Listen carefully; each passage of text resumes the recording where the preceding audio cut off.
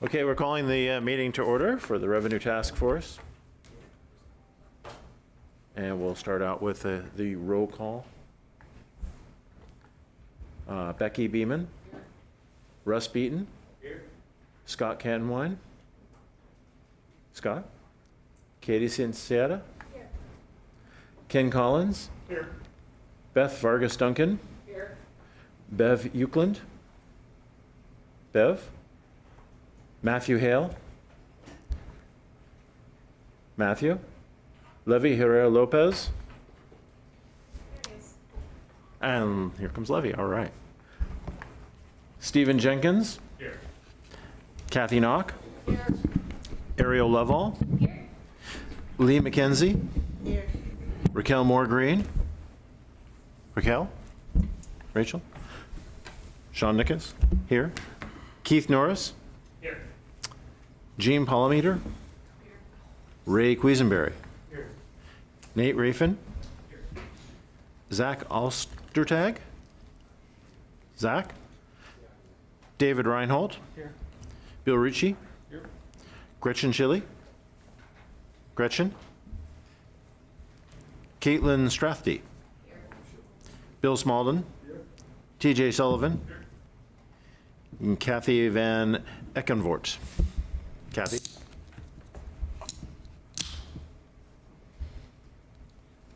And that's our welcome, I suppose. We have public comment coming up, and the first person who's signed up here is Lynn Takata. Lynn?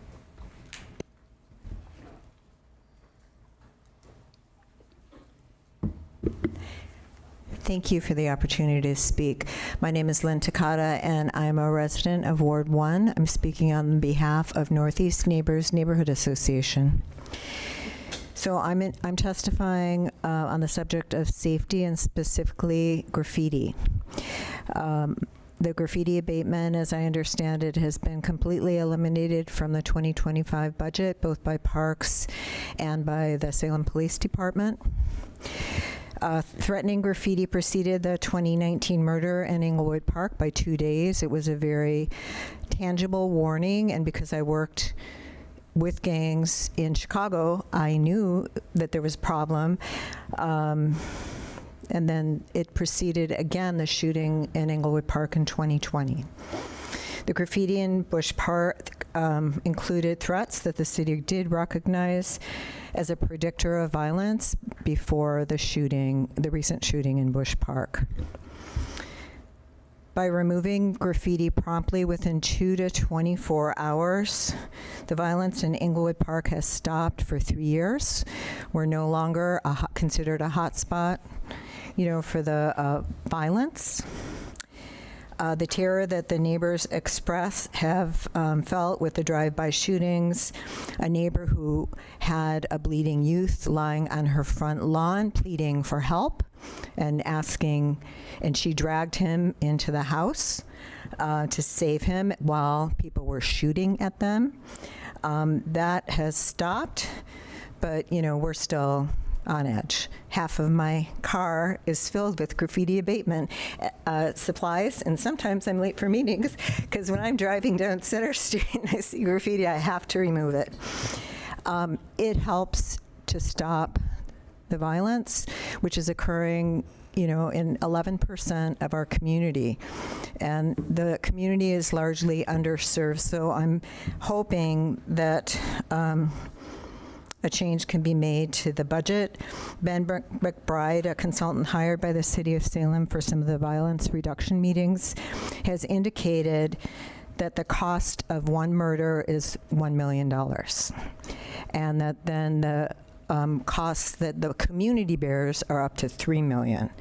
So it's not, there is an economic reason to include $91,000 in the budget for this. At the height of the violence in Englewood Park, I maybe spent 10 to 15 hours removing graffiti.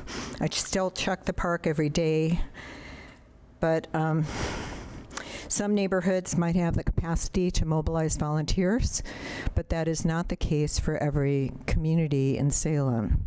So I urge you to support the community in the many communities in Northeast Salem that are largely impacted by violence. Thank you. All right, thank you, Lynn. And our next speaker. Oh, I'm sorry, TJ Sullivan. Is it me? Did he call my name? What? Did you call me? I had a question. Oh, a question? A comment and a question. Oh, sorry. First, Lynn, thank you very much for being a force of one for our community out there, doing what you're doing. It's really appreciated. You're welcome. I'm not just a force of one. I've mobilized, the reason it works is because I've mobilized many neighbors and who understand the threat. Well, thank you for mobilizing it. That still starts as a force of one. Thank you. And I just want to say, I've walked Ward 1, and one of the things that strikes me is you walk Ward 1, almost every house has bars on the doors, bars on the windows, or a sign up that says this home is protected by a junkyard dog. That just tells me people are living in fear, and it breaks my heart that people in my town would live in fear. Do you feel like it's still in neighborhoods, filled with neighborhoods that are people who live in some concern and fear for safety? I no longer feel safe in my house. I used to. Things are kind of going downhill, and I unfortunately know a lot of people who have already left Salem. It's not going to show up in the census for a while, but it's because people do not feel safe. And I think some neighborhoods may not experience this. Some people with insulated houses that sleep well and don't check social media or listen to the police scanner, they might not be aware of some of the things that happen. So, but many of my neighbors do not feel safe any longer. Thank you. Thank you.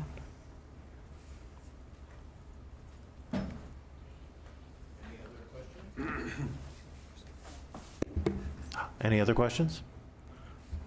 Seeing none, our next speaker is Jim Shepke. Thank you, Mr. Chair. Jim Shepke, I live in Ward 2, and I'm here speaking on behalf of Fund Our Libraries.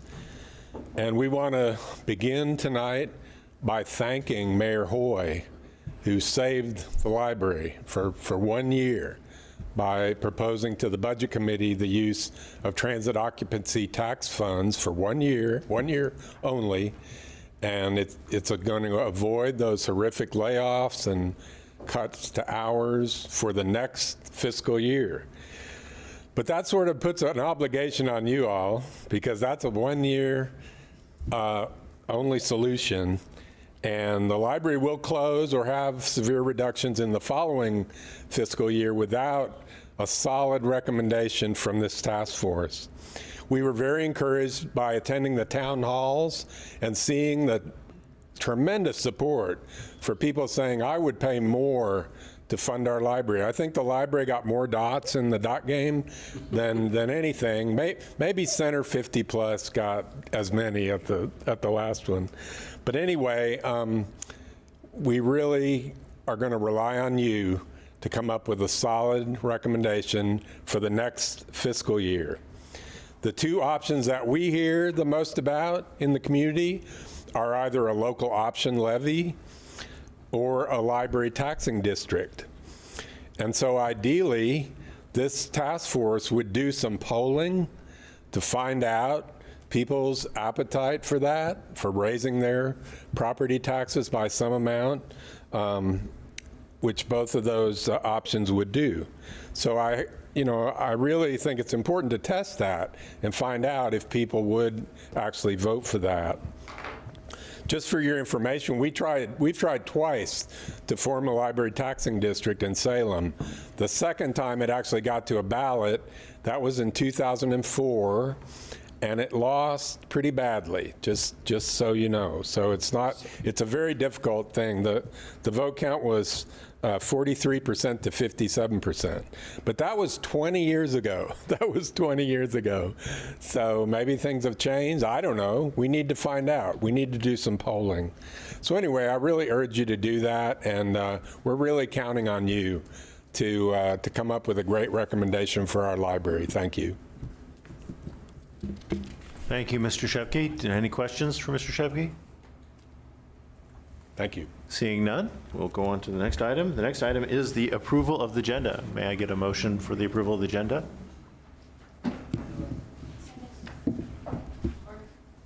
Oh, I'm sorry, the approval of the minutes. Approval of the minutes, you knew what I meant. Okay. So we have a motion for the approval of minutes. Everyone in favor, say aye. Aye. And anyone who wishes to oppose it, it's perfectly okay to oppose it or add something. No bad marks. We can open it up for discussion, certainly. I couldn't get in. So I think my question is, in the minutes, from what I recall of our last meeting, is we ended the meeting with a tabled motion that I and Bill had on there in terms of considering and moving things around on our prioritization list. And I don't see that recorded in there in terms of kind of the decisions that were being made and where that is on the agenda. And I'm not sure. I also recognize that perhaps this task force needs to move forward in its consideration of things, and we aren't going to go back to where we kind of left things off. But I think that we should be clear on where we are in that process right now, and I'm not seeing that that's reflected in the minutes. And Bill, I know you and I think you were the seconder on that motion that I had made, and honestly, I don't remember the exact details of it, but I remember it was tabled till this meeting. Yeah, I too don't remember the exact details on that.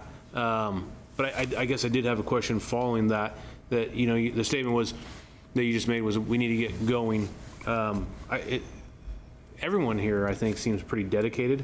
I don't know if there is necessarily a drop dead date. I know on the schedule there is, but I think with the dedication from all of us here tonight, we can maybe have another couple meetings if needed to make sure that this is done extremely thoroughly as well. So I'm definitely willing to donate a couple more hours of my time for further meetings, and I don't know if the rest of you are as well, but I don't think there's any reason to rush. I don't know that we're trying to battle a fiscal year decision or anything. I think that budget for next year's already been done, I think, but I don't know that either. And so I guess just to summarize my thoughts on the minutes, right, is that it makes it seem like we got through our process at the last meeting, and we didn't, at least from my perspective. And so I'm not sure how to best get that recorded in the official minutes of the meeting or exactly where that takes us from here, but that's where I'm seeing it. If we have a tabled motion, it should come up as business at the next meeting. Do we have a record of the tabled motion, since I don't keep the minutes? Asking Moss Adams maybe, or the city staff. Keith, do you remember what your motion was? We're battling over the mics. I remember it had to do with, we were on the slides and moving things up into the prioritization list, right? And from what I can recall is I had moved to strike, I think, everything on that list except for the transient occupancy tax. And then there was discussion that had resulted in adding the restaurant tax in on that and maybe one other one. Sales tax, I think, was discussed. I actually don't think I accepted that one on the motion, but it had been discussed. Okay, I do remember that. Okay. So we have, as part of our agenda tonight, to continue to go through that list of medium options. So it is part of the agenda. It's just not the specific, here was the motion, because people were running out of steam. So we have on our list to go through that tonight. Our goal is to get through all of that. If we have a ton of information tonight, so if we don't get to it, we're going to do some work in between this and the next meeting to make sure that we get through all those options. Okay. Thank you. Kathy Knock, I have a question along that lines. Is there a record of the motions that we made? Because we did make a couple of motions that said move this up, move this down, and I don't see those in the minutes either. Specifically, like most minutes, don't they usually say motion was made, seconded? Does that record exist? Hey, Russ, would you mind muting yourself?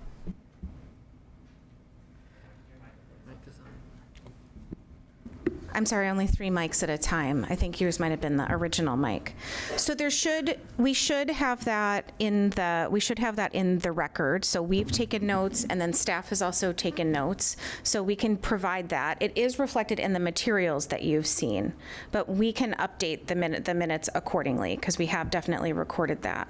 We had some challenges with last time where we were doing things like taking votes and abstaining, and it turned out after discussions with the city attorney that abstaining wasn't necessarily what we should have been doing, and we weren't necessarily tracking who was voting on what. So we're going to take some better votes tonight.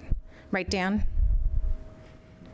My concern just is that the public have access to the record of what we did, not just that we have access. Yeah, definitely. So let us take another cut at the minutes, and we'll bring them back to the next meeting. Do we need to make a motion to that effect? So I'll make a motion that we amend the minutes with the actual motions that were taken. Got it. Thank you. Is there a second? We have a motion and a second. Any discussion to the motion?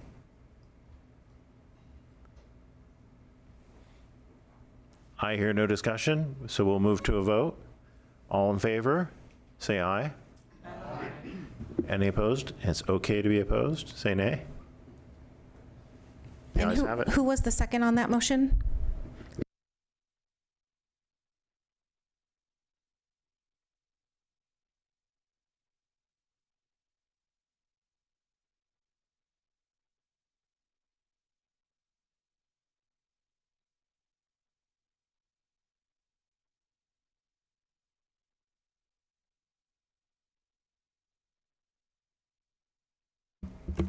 Is this where the presentation begins now from Moss Adams?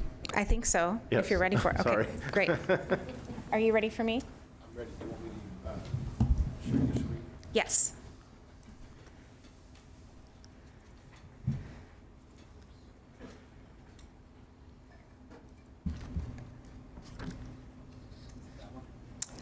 It is top left. Yeah. Thank you. All right, here we go. So we're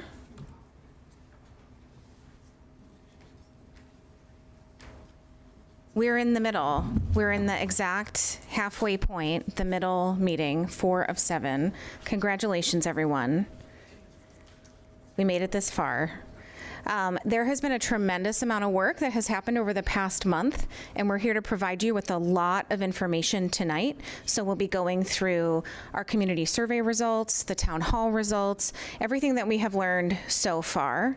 We'll also be going through the information that has been provided in your packet related to the high interest revenue options, to get a sense from you, is that enough information? Is it the type of information? To make sure that when we go into those deliberation meetings going forward, that you've all got the appropriate information in front of you. We also have the medium interest revenue options that we, as I mentioned earlier, hope to get to tonight. That's our great plan. If not, we may do a survey or some other activities in between this and the next meeting to make sure that we both stay on track and that we are getting all the information that we can, so that you are you have as much as at your fingertips as possible. But the next 3 meetings are really where the rubber hits the road, because we will be really diving deep into those options, looking at the potential viability and what we ultimately want to recommend. So I'm excited. Are you excited? Yes. Okay, yes. All right, good. Good. Sean's excited, so that's good. All right, so I'm going to just give a little reminder here, especially because we're in a time when we are running parallel to the city's budget process, and there's a lot of information on both. These are on parallel tracks, but it's not exactly the same track, because the budget committee is looking at this fiscal year's budget and needing to submit a balanced budget, and we're looking at revenue, kind of bigger picture, looking at next fiscal year and beyond. And so just a reminder that council established a revenue task force because we recognize we have a revenue shortfall, we have a structural deficit, and we're not here to do the budget committee's work at looking at the budget, but that stuff might come up in part of our discussion. So we're going to use the parking lot if that comes up, and that's just might be the nature of the discussions as we go forward. But we thought it would be good to just talk a little bit more about that. In the end, our goal is to have viable, sustainable, practical revenue options that address that deficit, and it might be a mix of short and long-term options too, but our goal is also to not be back here in a couple of years, right?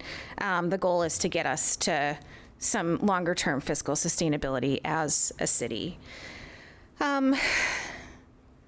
I think that's all I have to say, but I just wanted to pause to see if the committee, the task force, has any questions or comments just about kind of where we are right now, where we're going, our purpose, all that stuff. Yeah, TJ. TJ Sullivan. So I guess as I looked at the questions that were asked in the town hall, I know we're not the budget committee, but really the questions that were asked of the community were really budget committee questions. They weren't revenue questions. So it's hard to, I feel like it's hard for us to discuss the questions that were asked in the town halls when we're not, that's not our under our purview. Yeah, I understand that. It's hard for a member of the general public to understand how to untie budget from revenue, right? And so that was part of why we gave the presentations that we did at those, but also trying to ask questions in practical terms around what would you pay more for, right? What are your priorities? And we'll go through all of those as well as the community survey results tonight, which are much more detailed and talk a lot more about revenue than just what was discussed at the town halls as well. Anybody else? Thank you. Okay. With that, I am going to hand this over to John Horvick from DHM. And John led the community survey and has a ton of information for you. Thank you. How do I get there? Where you want to get to? The survey, the DHM Okay. survey. Stop sharing. Thank you. And then I'm not sure who's running Zoom, but whoever might be, my colleague Hannah Borenstein is in the community portion. If she can be made a participant, that would be great. If not, that's okay too. I'm John Horvick, the Senior Vice President at DHM Research. It's an honor to be able to work with Salem again. We've had an opportunity to work with the community here for at least the last decade, doing survey research, focus group research, talking to community members here about what they value about this place and how to make it a great community to live in. We did complete a survey. I'll walk through the results as we sort of get into it. I know that you have the packet in front of you. I have an abbreviated version that I'll put up on the screen here for us. The packet that you have has additional information, particularly with demographic breakdowns. But in the interest of time, I wanted to focus on the highlighted issues.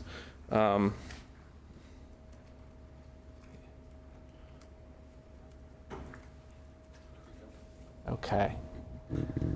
Do I control this? Yes, you can. Oh, I'm sorry. I'm a newbie. Oh, there it is. There it is. All right. Let's see if I can put it in the slideshow.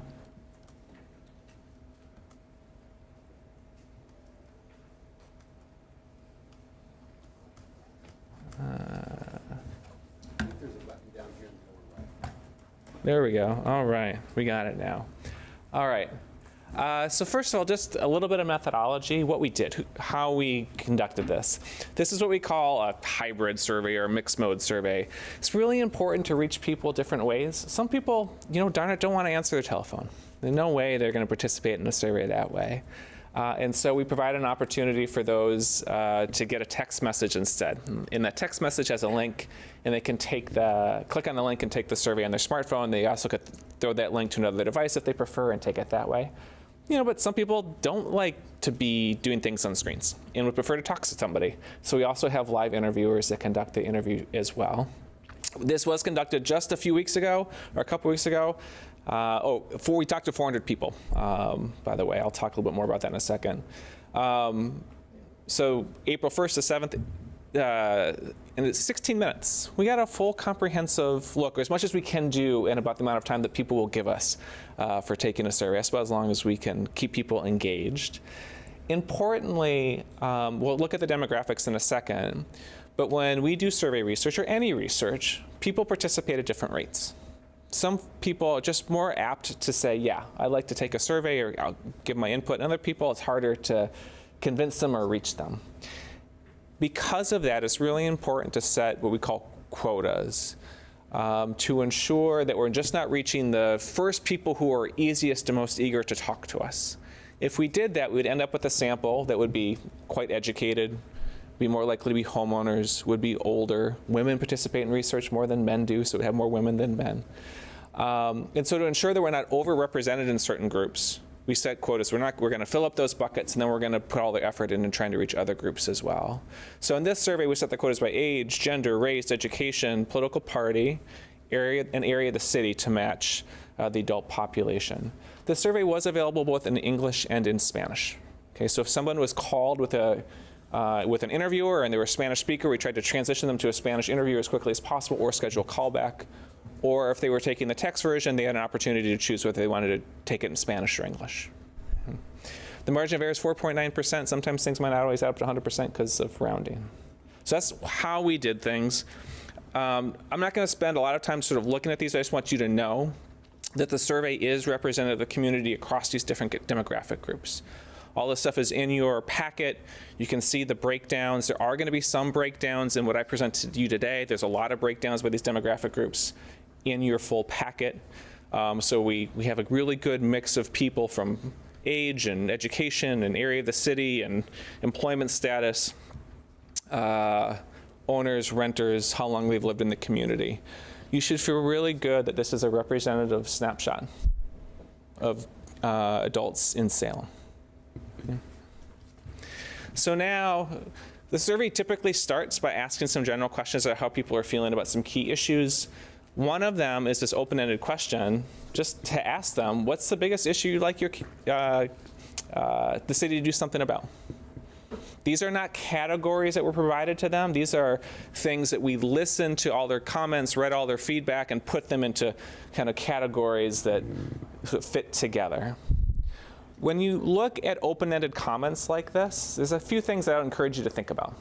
One, of course, is what shows up. What are people saying are the key issues to them? Perhaps as importantly, pay attention to what people aren't mentioning or mentioning very frequently. There may be gaps in what you're hearing in the community or what news is covering and what people are saying is the most important to them. And it's important to acknowledge that. And then as we think about funding, as you think about funding, these are the issues that people say that need attention. Now that may mean dollars, it may mean something else, but these are the problems that people are saying that we're concerned about in the community, and perhaps there's a connection between that and what they're willing to pay for. But the top issue was homelessness, and by quite a margin. And then public safety, and then probably the third is a housing affordability. I will tell you that these are not unique to Salem by any means. They're not unique to urban areas by any means. We do lots and lots of survey research all across Oregon. This is the constellation of issues we're seeing everywhere.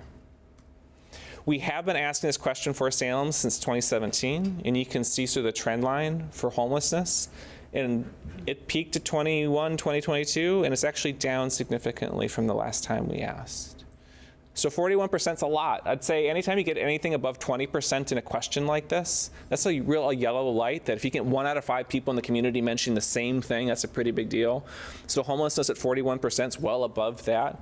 But it's also down considerably from where it was a couple years ago, and that's worth calling out as well. And then you all might notice some things that are lower on the list or not on the list. And I encourage you to pay as much attention to that as what's at the top. We're talking about funding and potentially asking folks to open up their pocketbooks. And so we wanted to ask at least a couple questions to get a sense of how people are feeling about their economic situation in the cities, and to acknowledge that there's a difference. And we see this difference a lot. But on the left here is just for people to tell us about their current financial situation. And 67% said it's good or very good. We also asked them to rate the city's economic conditions, and there it's 44%. This is a pattern we're seeing not just in Salem, but in research we do in Oregon and nationally, where there's this real gap right now about people are sort of imagining the economy in a general sense, or the American economy, the Oregon economy, which are rating pretty negatively right now. And how they're saying how they're doing personally. Right? So there is this, like, as you think about this conversation, individually people might be feeling okay, and they might think that the city's situation is challenged. And both of those things are happening right now in Salem. So it's really important as you think about how people are doing or how people are thinking about things. Are they talking about themselves? Are they talking about Salem? Are they talking about Oregon or the country? There is these differences here, and that shows up in these data. So values and priorities. What we want to do with the survey is have people walk through what you're walking through. So we took the values and criteria that you're considering and asked everyday Salem residents about them as well. And then we're going to ask them about specific things they might fund within the general fund. Okay, so we wanted them to kind of, in 15 minutes, have them sit in your seat with the survey. One question we asked was just this broad kind of sort of sense of how they're feeling about taxes and services right now in Salem. So we gave them 3 categories. So I don't want to pay any more taxes. That's the yellow. The lighter green is I'll pay some more taxes to keep services provided as they are now. So nothing additional, sort of maintaining the status quo. And then the darker green, I would pay more in taxes for a higher level of services. So if we look at the green and yellow, we see we have a pretty divided community with a little bit leaning towards not wanting to pay additional taxes. And on the green, we see that of those who are willing to pay a little bit more are divided on keeping the status quo or making further investments. So a community that isn't giving us a really clear answer on this, but it means it's a community that, as you're sort of working with them, you're going to have to recognize that there are real differences or divisions that exist on this fundamental question, whether or not they're willing to pay more or not. Of course, this question doesn't say for what, nor does it say how or who would pay. So this is a general question. Well, let's try to get more into what. So these are services within the general fund, and we asked, well, would you be willing to pay more to fund these particular services? And then there was on a scale here from definitely, yeah, I'd pay more, to at the other end, that dark orange definitely would not pay for more. And 2, I'd say, really show up in a top tier. They'd be willing to pay more, and that's fire and police. So 68% of Salem residents said I'd pay more for fire. Now keep in mind, if we on the previous slide, just 44% said they'd pay more. Right, but they think, well, what about a specific service? Well, maybe for fire, right? So some of those folks initially no, but with specific service, yes. Police, 60, but those are the only 2 that get over 50%. So, parks maintenance, library, recreation services, and code enforcement down the list. And you can see the intensity of the definitely not to pay more as well. These are questions that are not from the current survey, but from surveys we've done for Salem in the past. And you might wonder, so we asked about these services, are the services in the general fund, but how are people thinking about these services? Are they finding satisfaction or value in them? This is just a little more detail for you. So this is just trend line where we ask people over the years whether they're satisfied with these services or not. You see fire, the satisfaction is high with fire at 73%. All these have sort of trended down over the years. That's not unique to Salem. That's a general sort of pattern in communities across the country.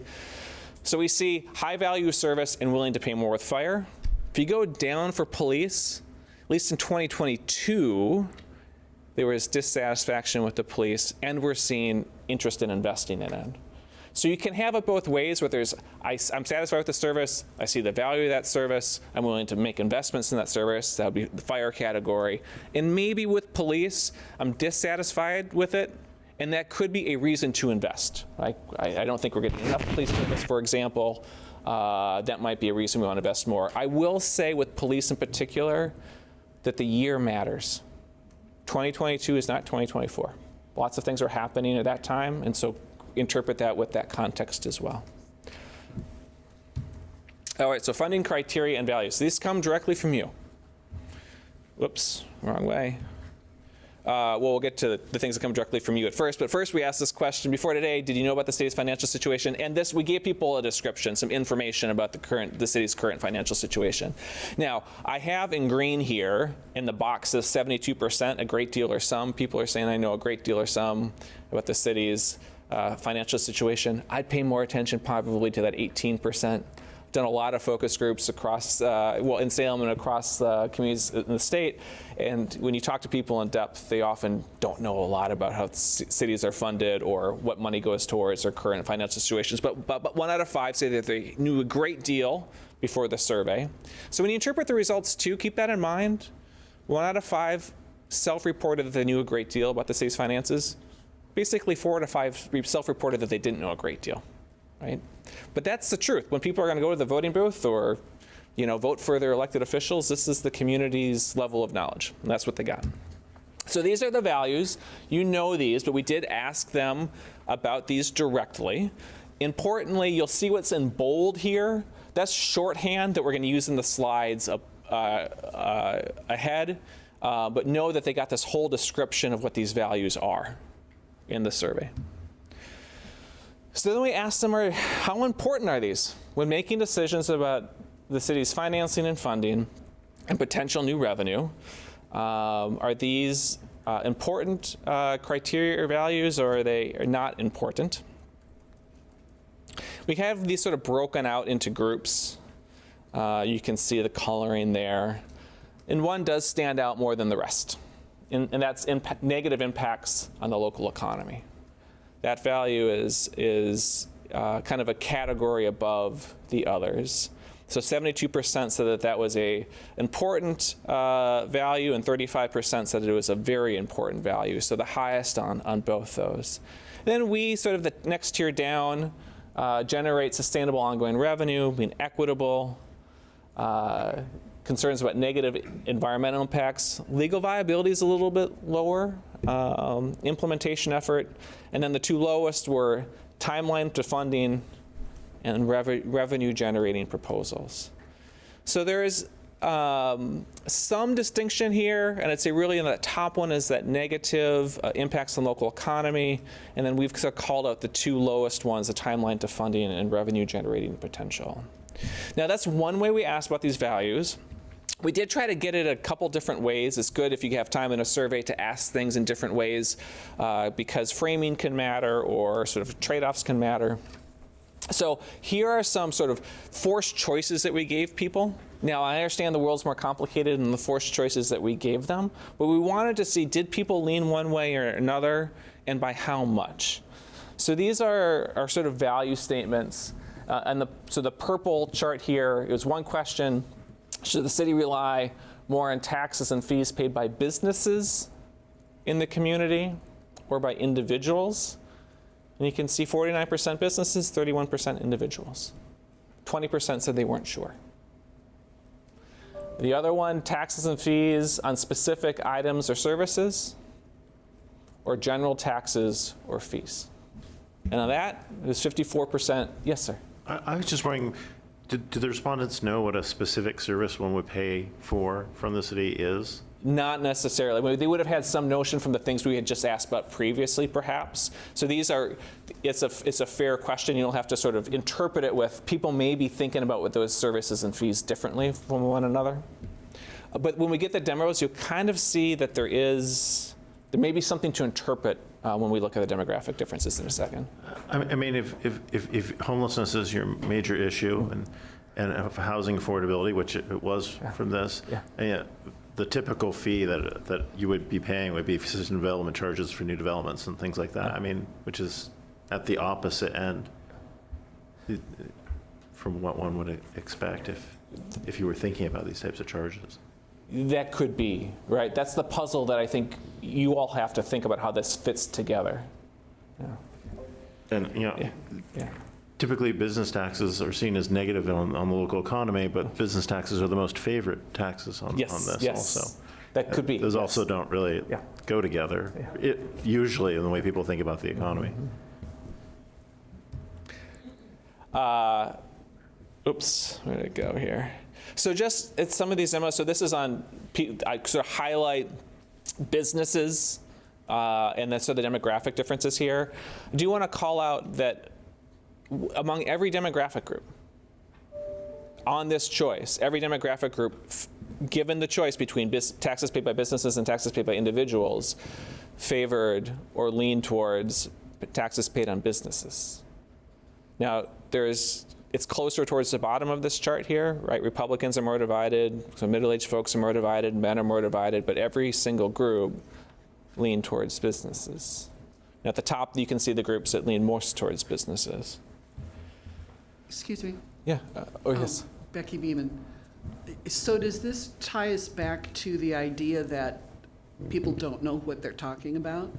I wouldn't say that. I mean, you all can interpret these results in the context of all the information you're getting. Your wisdom as community leaders, the focus groups, the town halls, and this bit of information too.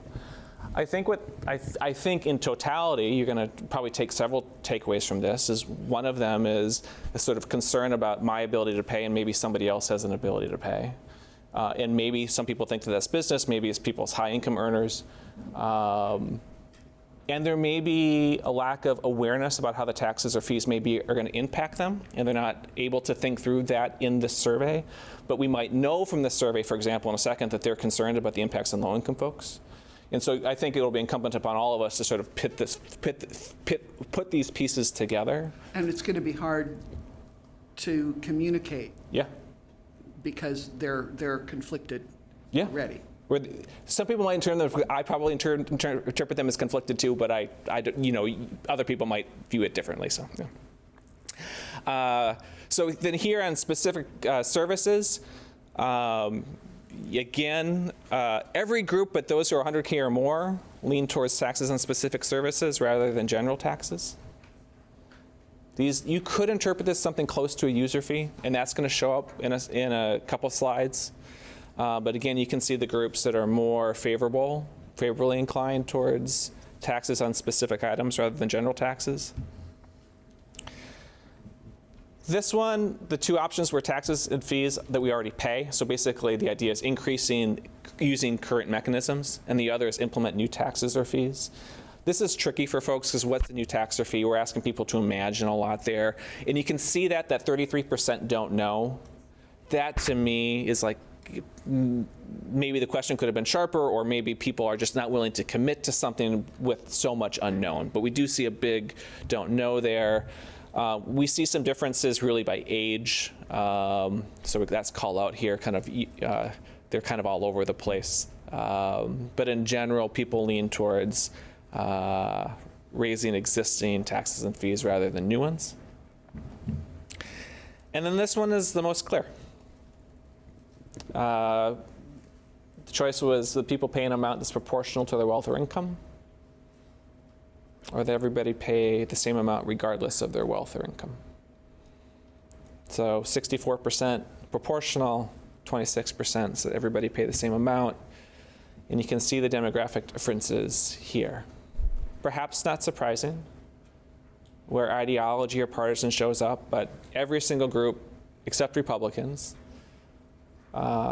squarely fall on proportional.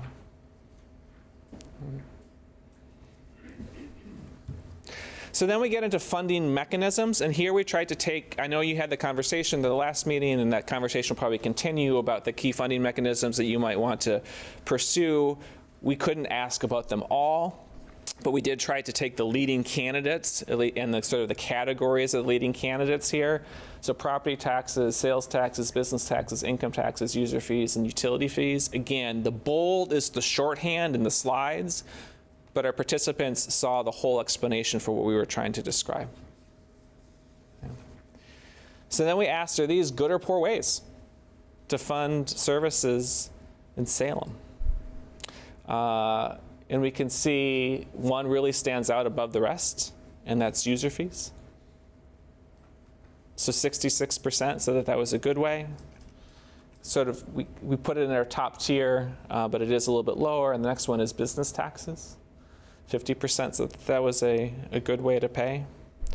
And then you can see the ones that are lower, and just the political reality. I mean, just you should weigh that appropriately. The dark oranges, the very poor. I mean, those are the ones that people get organized around. But again, that's a political consideration for others to think about. Yes, sir. So this is an issue that I think was also true of the town hall, the choices provided to people at the town hall meeting.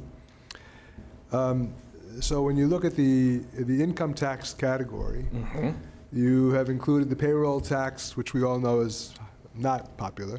We do know that. Right. With the personal income tax, which is somewhat more acceptable to people, if you looked at the dots and so on. And if we look at this question too. Yes. Yeah. So my observation is that it seems to me problematic to put the two types of income tax together, especially since the payroll tax, as considered here, was flat. And the income tax can be structured in so many different ways that it actually meets many of the criteria that the people taking the survey claim they want. Yep. This is a proportional payment, for example. Yeah, those are good observations. I wouldn't critique or push back that at all. Again, these are going to be data you have to take in total and in combination with the other pieces of the inputs you have too. But that interpretation, I wouldn't disagree with. Yeah, or that sort of observation or even critique, I wouldn't disagree with. Yeah. We did ask. So sometimes when we ask a question like this, are these good or bad? It can lead to everything bunching up into one. Like everybody might say they're all good. That was a possibility. Or they could have said they're all bad. That was a possibility too. We didn't know going into the survey. So we did ask a follow-up question to ask them, to rate them, to put them in their order of priority or goodness. And sometimes you get different results. In this case, the results are pretty consistent. User fees and business taxes, whether we ask if they're individually good or poor ways, and then when we ask them to compare them against each other by rating them or ranking them, both of those showed up at the top, whether they were asked individually or asked sort of in relationship to each other. And then lastly, we did ask about, you can just read it here, by state law, some entities, including Marion County, Oregon State, and U.S. federal property owners do not pay property taxes on buildings in Salem that could fund city services. Would you support or oppose Salem City Council working to change this law so that these government entities would pay to compensate for some of the costs providing services in Salem? And Salem residents are all for working with the legislature to get this changed. I don't think a surprising result, but I think an important one to be able to share with your elected officials down the street. With that, I will pause. And I see my colleague Hannah was able to get in, and she might have additional things to add or correct for me, but she also has all the detailed data in front of her, and if there's something comes up with that, she might be able to answer a question too. And I don't know how much time I have left, so if I've already taken more. You did great. Yeah. Yes. Kathy Knock, when it talks about user fees, do you think that people understood that things like police, fire, parks, library, there's no way to charge a user fee? Like the examples here are very small things that probably have plenty of funding on their own. They're already user fees.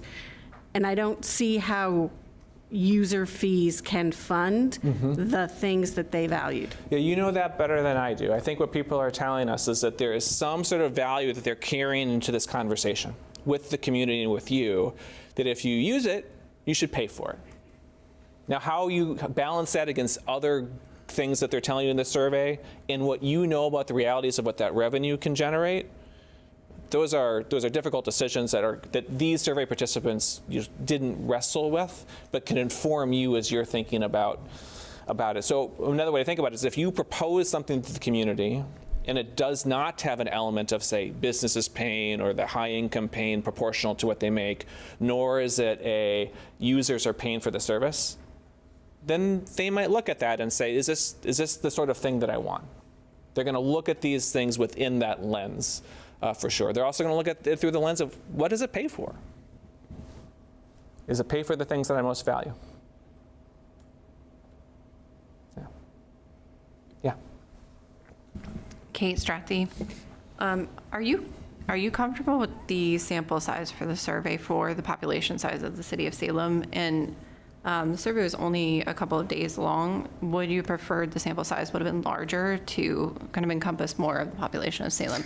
I realize that it was kind of distributed, but I personally would have appreciated a larger sample size. And the reason I ask that is because some of the specific services seem to go kind of completely against like what it looks like people prioritized in the town halls. So I'd like to just understand a little bit more about that. Sure. So sample size is a sort of general premise. Bigger is always better, of course. Bigger always comes with trade-offs, though, and trade-offs are costs. And so there has to be a balance between what is reasonable and affordable, or reasonable to ask the community to pay for a project like this. I will say, so the margin of error for 400 is 4.9%. The margin of error for 600 is 4%. So as you get, and if you see that line continue, as you get a bigger sample size, the benefit of a larger sample size diminishes quite quickly. 400 is a reasonable sample size for a project like this, particularly in combination with town halls, with the focus groups, with your judgment and discernment as community leaders. So I guess I would say that it's one tool that you have, and I think it's a good sample size for what we're trying to accomplish right now. It can't do everything, and I'd say in particular when you look at those demographic differences, know that the margin of error gets bigger for every time you slice the data up into different pieces. So if you sort of look at 1829 versus 65 to plus, the margins of error for those are bigger too. So that's one thing. And the other thing I'd say about the town halls is terrific that people have an opportunity to come and give their voice to things. That is a self-selected group, and it's important to hear from that self-selected group. But the fact that there's a difference in responses from the town hall, from the survey, is not surprising. And I would not say that those are in conflict with each other. I would say, hey, it's really important to give attention and care to those who have the opportunity and the passion to come out, because they might really care about it, and that might really matter to how you make decisions. And it's also important to hear from folks that, hey, they're not paying a whole lot of attention, or they don't have the time. And so they're both tools and important pieces. I don't think that their difference should worry us. We should just take them into account for what they are. Yeah. Yes, sir. Levi Herrera Lopez. So still on the demographics, I think 3% of the surveys were in Spanish. Yep. How does that compare to like the percentage of Spanish speakers within the Latino population that we have? Do you feel that that's representative? No, it's almost certainly underrepresentative. I don't know what the percentage of people who speak Spanish at home, and you could look in the census for that. I don't know. I would be guessing. My guess is it's closer to 7-8% in Salem, maybe as much as 10%. That's a reasonable guess, but I don't know that for sure. So yes, it is certain that the Spanish-speaking population is underrepresented in the survey. And it's to engage them in a project like this is challenging for many reasons you might be able to imagine, I would say. And then therefore I'd encourage you, let's make sure that we're hearing from the Spanish speakers through other venues as well, because their perspectives maybe didn't show up as much in the survey as they are in the community at large. Yeah.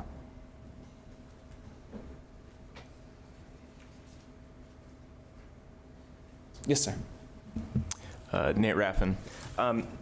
So with the satisfaction visualization, Yep. 2017 through 2022, I'm guessing we don't have data on this? No, we didn't ask last this in 2 years? 2024. Because we've asked these questions in the past, we thought it might be helpful for you to have context for how people are, at least as recently as 2022, we're thinking about them. The thing I'll call out that I didn't mention before is that this is satisfaction.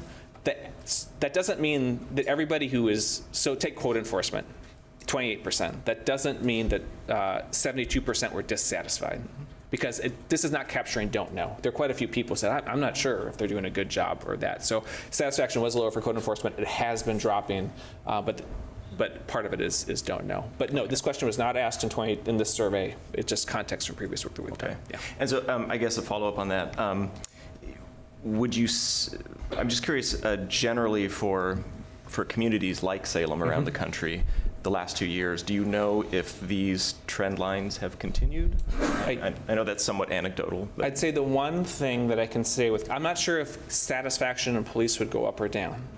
But I can say with confidence that the way people would interpret that question is different in 2021, 2022 than it is in 2024. That in 2021, 2022, a lot of people are saying they're just satisfied because of, and this isn't, I'm speaking in generalities beyond Salem right now, because they were dissatisfied with the way policing was being done. And now we're hearing more in the work that we do, they're dissatisfied because they believe that policing is necessary and needed, and they're dissatisfied with the level that they're getting. Yeah.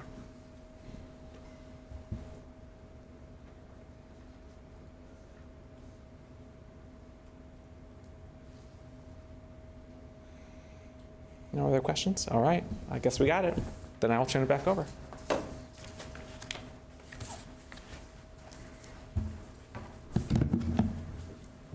Was that enough information? You want more? Okay. Would you, Scott's not here.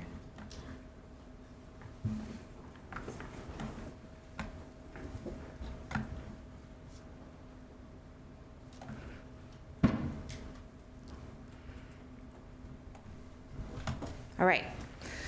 So let's talk about what we learned in the town halls. As John mentioned, and this is a big caveat with town hall feedback as well as focus group feedback, that these folks are self-selecting. So these are people who knew about the town halls, were interested in the town halls, had the time to attend them either in person or virtually, and we'll see some differences in between the information that we got from the survey and the town halls.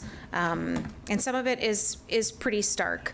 We held 3 town halls. We had about 150 folks attend between the 2 in person and the virtual town hall. The purpose was some of you were there, which was great. It was awesome to see your faces there.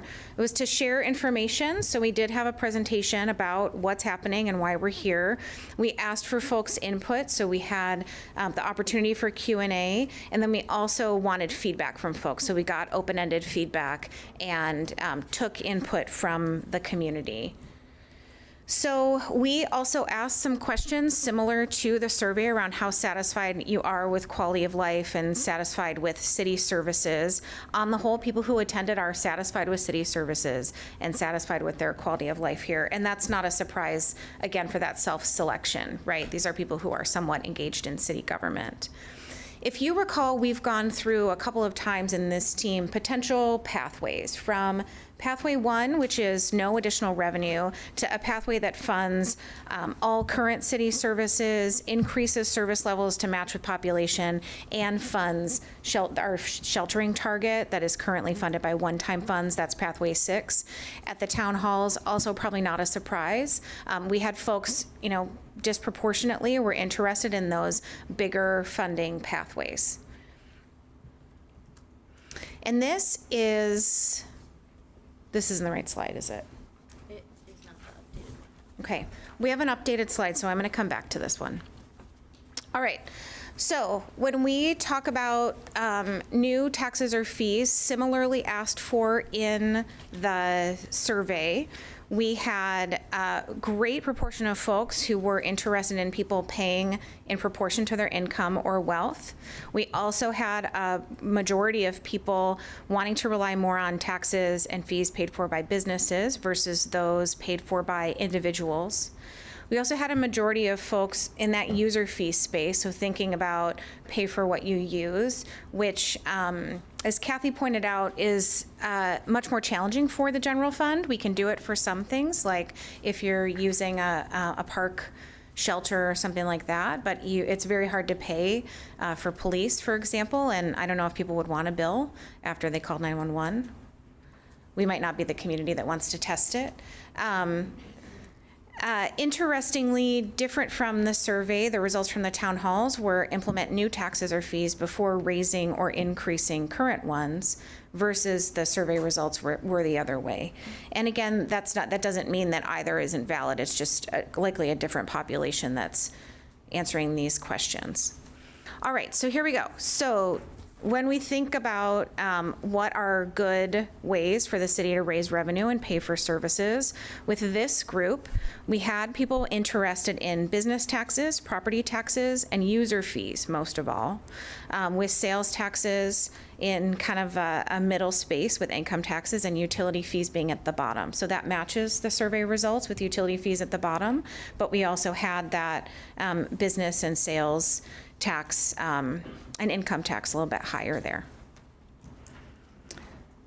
So we need to provide updated data for the slide that shows the different service areas, because we transposed the data when we updated this slide with Tuesday night's results. I'm just going to be honest with you. Sometimes the data's right, but the chart's not right. And we'll get you the updated chart as well. But basically what we saw, and I'll just describe this, a vast majority of folks who attended the town halls wanted to pay for the library, and that was a huge majority of people. The library was, I would definitely pay more for this. And that's different from what we saw in the survey. So library and fire really came out kind of on top of, this is what I would pay a lot more for, versus maybe what we saw in the survey. And as soon as we get that data up, or get the right one up, we'll broadcast that one. But in the meantime, we wanted to talk a little bit about these results. This is going to inform when we think about political viability, when we think about practicality of recommendations. We gave you a lot of information about what the community has said. We'd like your takeaways. So questions that you have, kind of key thoughts and considerations. Was anything surprising to you? Yeah, Becky. Becky Beeman. I continue to be surprised at the internal inconsistencies and recognize the challenges this poses to presenting recommendations, because we're going to have to speak to, you told us you wanted the business to pay for it, but this is what we're recommending and here's why. And we're not going to put it all on the business's back because it adversely impacts it, and you said that was the number one thing that you worried about most, so we went with that one. We're going to have to be real careful about how we present this. Yeah, thank you. Yeah, I mean, I see people wanting user fees and also wanting financial equity, and those seem to be, a direct opposition. I'm not aware of a user fee that we could use that would also be based upon somebody's income. Maybe someone else has an idea of what that would look like, but. You're correct. User fees tend to be the most regressive. Yeah. Hi, Katie Chanchetta. I'm curious why with the survey,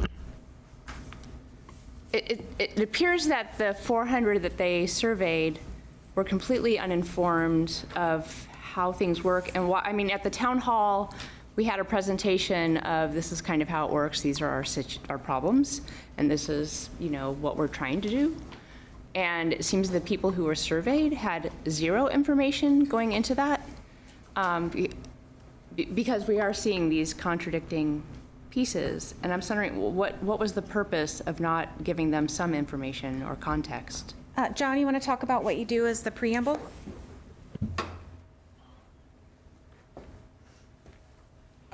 This is why it's really important to have different data collection tools. But I would say, so you being able to provide information in the town hall, educate them, and have them give responses with that information is instructive to understand how people think through the challenges when they're presented that information. And also, the reality is most people aren't going to get that level of detail. And it's important, I think, to be clear-eyed about the realities of how people are going to think through what's important to them and what they value and how they're going to make choices, given the reality that most people aren't going to be able to have that information presented to them. So both are important, and the fact that they don't align presents one of the challenges for us, but that's also helps us understand the playing field that we're on. Yeah.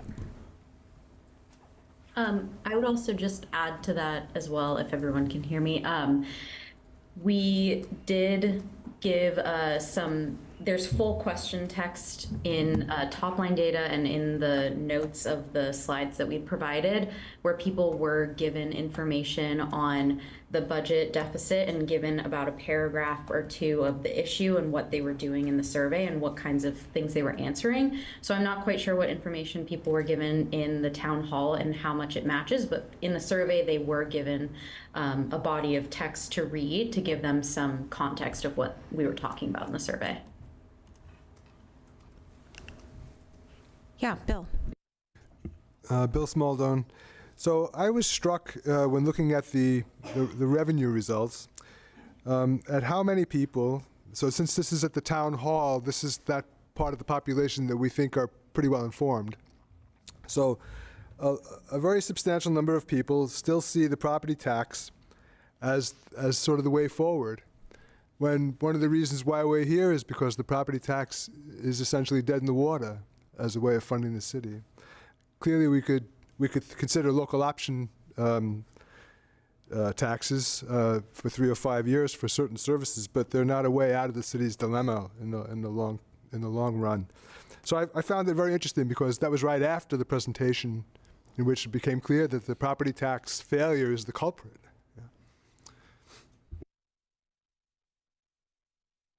Yeah, Nate. Nate Raffin. I just wanted to make an observation. So in the DHM research, when they asked respondents to name the most important issue that the city should do something about, so this was not multiple choice, and I'm sure that DHM did a fair amount of data cleaning on this.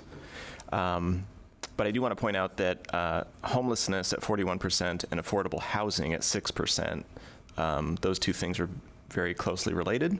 And also cost of living at 3% and affordable housing, those two things are also very closely related. And so I just wanted to make that observation as we move forward. Thank you.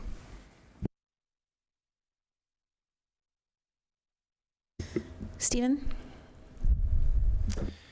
So I noticed as going through, it seems striking to me that the options that were most preferred, when you look at the revenue option impacts, had also had the lowest potential for revenue.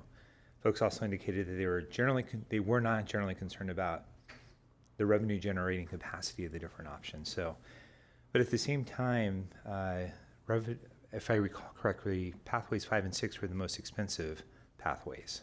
So, and those were the strongly preferred by folks in the town halls too. So, yeah.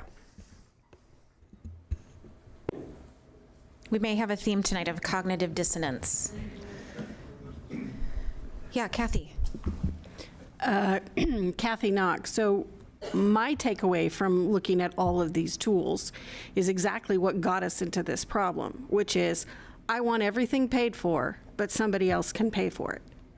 And which is great. That tells us why we got here, but I don't see how any of this is really going to tell us how we're going to get out of the problem, because everybody at some level has to step up and recognize that they've got to pay something. So that's my takeaway. Yeah, thanks, Kathy. And Ken, your hand was up? Right along the same lines of how do we rationalize this information that we're hearing? Yes, I want business to pay for this. Walmart, Citibank, not the shop down the street, not my business. So it is a little bit of, yeah, let's have somebody else pay it. Even on the user fee, it's like, well, I'm not going to need that. But I do think we also have to think of, police and fire. That's a community service. It's not an individual just because I have a fire. We pool our money as if it's insurance to pay for some of those services as a community. And that's my problem. We can digest the data and the opinions in so many ways, but at some point we've got to look at it from a different perspective of what are we trying to accomplish? What are the goals and needs of the city? And not just rely on charts. And I mean, it's great work and it's great insights, but it doesn't guide us without having some rationalization to what are people thinking? What are they asking for? And what do we need to provide? So. Thank you. That's a really great point. And that's something, you know, when I said at the beginning, they need to be viable, they have to be practical, they actually have to solve the problem. That's part of the challenge of this task force is we can come up with, we could come up with an employee paid payroll tax that closes the deficit, right? But it's not practical or viable. So we have to think about how to message it and also what a potential mix would look like. And this is some insight into what is politically viable and could be practical for the community. Yeah, Kate. I'll figure this out at some point. Thanks, Kate. So one thing that I've been thinking about too is as we look through the different options of funding over the next few years, you know, we've had changes within our community and within our society too, and what we need to fund. And over the last few years, obviously houselessness has increased, and we know that what might be a 2020 problem has now become a much greater problem in 2024. And so I think as we look at like the greater funding opportunity, what's now a 2024 problem might be a greater issue and more expensive in 2029. And so just looking at that in scope, I think with inflation and just a broader, you know, lens is really important. I'm not sure if the public has been thinking about it that way, but I think that's important to consider. Secondly, the other thing that was just really impactful to me, and I'm sorry that I missed the last meeting, but I was kind of shocked to see in the meeting minutes that, and we can put this on the parking lot, but I just wanted to review this. But I did message Moss Adams that that we said that we were going to close on the marijuana tax, or you know, like at least using that as an option. The one thing I just want to say about that is that I would consider that at least a sales tax, or that it should be considered a sin tax along with tobacco and alcohol if we're going to focus on marijuana, or that it's bucketed in with small business because Salem has so many dispensaries, and I have no skin in the game, but I do think that Salem it's about, like, according to some newspaper article, it's number 4 within the state of Oregon as far as cities go for dispensaries. That is a huge small business opportunity within Salem. So think about it as a small business as well, and they already have very small margins. So either we think about it as a small business or we think about it as a sin tax, and I don't want to just unilaterally decide that it's you know, one of the things we're going to make a decision on right now. So just later on, I'd like to review that and just state that for the record. Thank you. Thanks, Kate. Sean? On that particular subject, the marijuana taxes, or the sin taxes in general, are all, you know, regulated by state law, and we don't actually have the power to increase them, but they should. I mean, I've heard a lot back from the community, especially about marijuana taxes. I think it'd be good for us to put that on a legislative agenda for the city council as legislative action items for them to pursue. But it probably falls, outside of doing that, falls beyond anything we can really recommend, I would think. May I sorry. Oh yeah, go ahead, Kate. May I ask a follow-up as to why? Well, beyond that, because it would require changes in state law for us to raise those taxes. The city of Salem cannot do it, actually. But why marijuana specifically out of all businesses? Oh, just because I hear lots of support for doing it, you know. Kathy? Kathy Knock, and when we get the revised minutes, I recall that we did make a motion to move marijuana tax and all of those items to the legislative agenda. We did. We already said that we're going to do this. Yes. Yeah. I think that Kate wasn't here last time, so she saw it in the minutes and had some questions about it. And we will absolutely, we're going to do that legislative agenda, but we want to get our viable general fund revenue options before we spend time on the legislative agenda. So it's absolutely on our to-do list for the next 3 meetings, but we want to do the other stuff first because, again, it's outside of the city's control.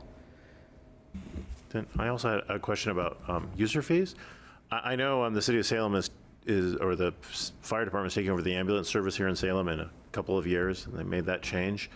And I know that brought some grant opportunities for us. Right now, I mean, if you call an ambulance to your house through 911, you are charged for that. And I think I don't know exactly what, I'm sure it's at least $600. Would that be a user fee that the city of Salem would then start charging when it takes over the ambulance service? Yeah, and the fees range from everything from a fee for, well, a library fine, right? Which I would say is probably the most minimal, to things like permitting fees. So the city's fee schedule is quite long. And updating that is definitely something that will probably be done next year. Yeah, Raquel. Thank you, Raquel Moore Green. And for the record, could you note that I did arrive at 6:35? I was late. My apologies. I am here. Just a note, the library fines were waived years ago. Nobody pays a fine for You're a right. late. The Salem Library is fine-free, but it is still an example of a user fee. But thank you for noting that. Yes. I haven't been looking in this direction. Anybody have questions or thoughts? Yeah, Lee. Lee McKenzie, I heard you just say general fund, looking for general fund money, and I'm wondering, are we really just limiting ourselves to general fund? Would a levy or a special district that just focuses on specific services or programs, that's not part of the general fund, from my understanding? Are we not able to make those recommendations? So the structural deficit is within the general fund.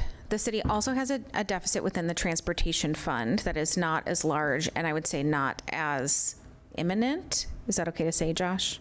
But that's also not what the task force was formed to address. The utility funds, because utilities are pay-as-you-go, the utility funds are in good shape. So we're really looking at the general fund. And so if you recall in our first meeting, the general fund is primarily public safety and then parks, recreation, code enforcement, a couple of other things, internal services for the city. We did talk about at a couple of prior meetings the potential for specific funding for those services. So as was mentioned in public comment, the example of a library taxing district or a special funding source that is a dedicated source. As we deliberate options over the next couple of meetings, that's definitely on the table. But we want to have our mind on, we're still looking at a holistic solution. So if we solve library, we have not solved the rest of the general fund, and we cannot walk away feeling good about ourselves. Similarly, if we solve just public safety, that's not going to feel very good either. Yeah, good question. Bill.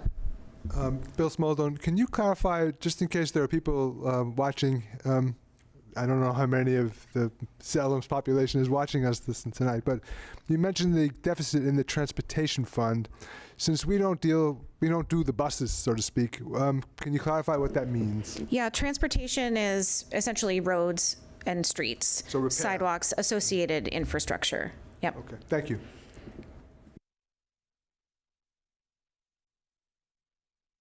All right, would you all like to take a quick break and then we'll move on?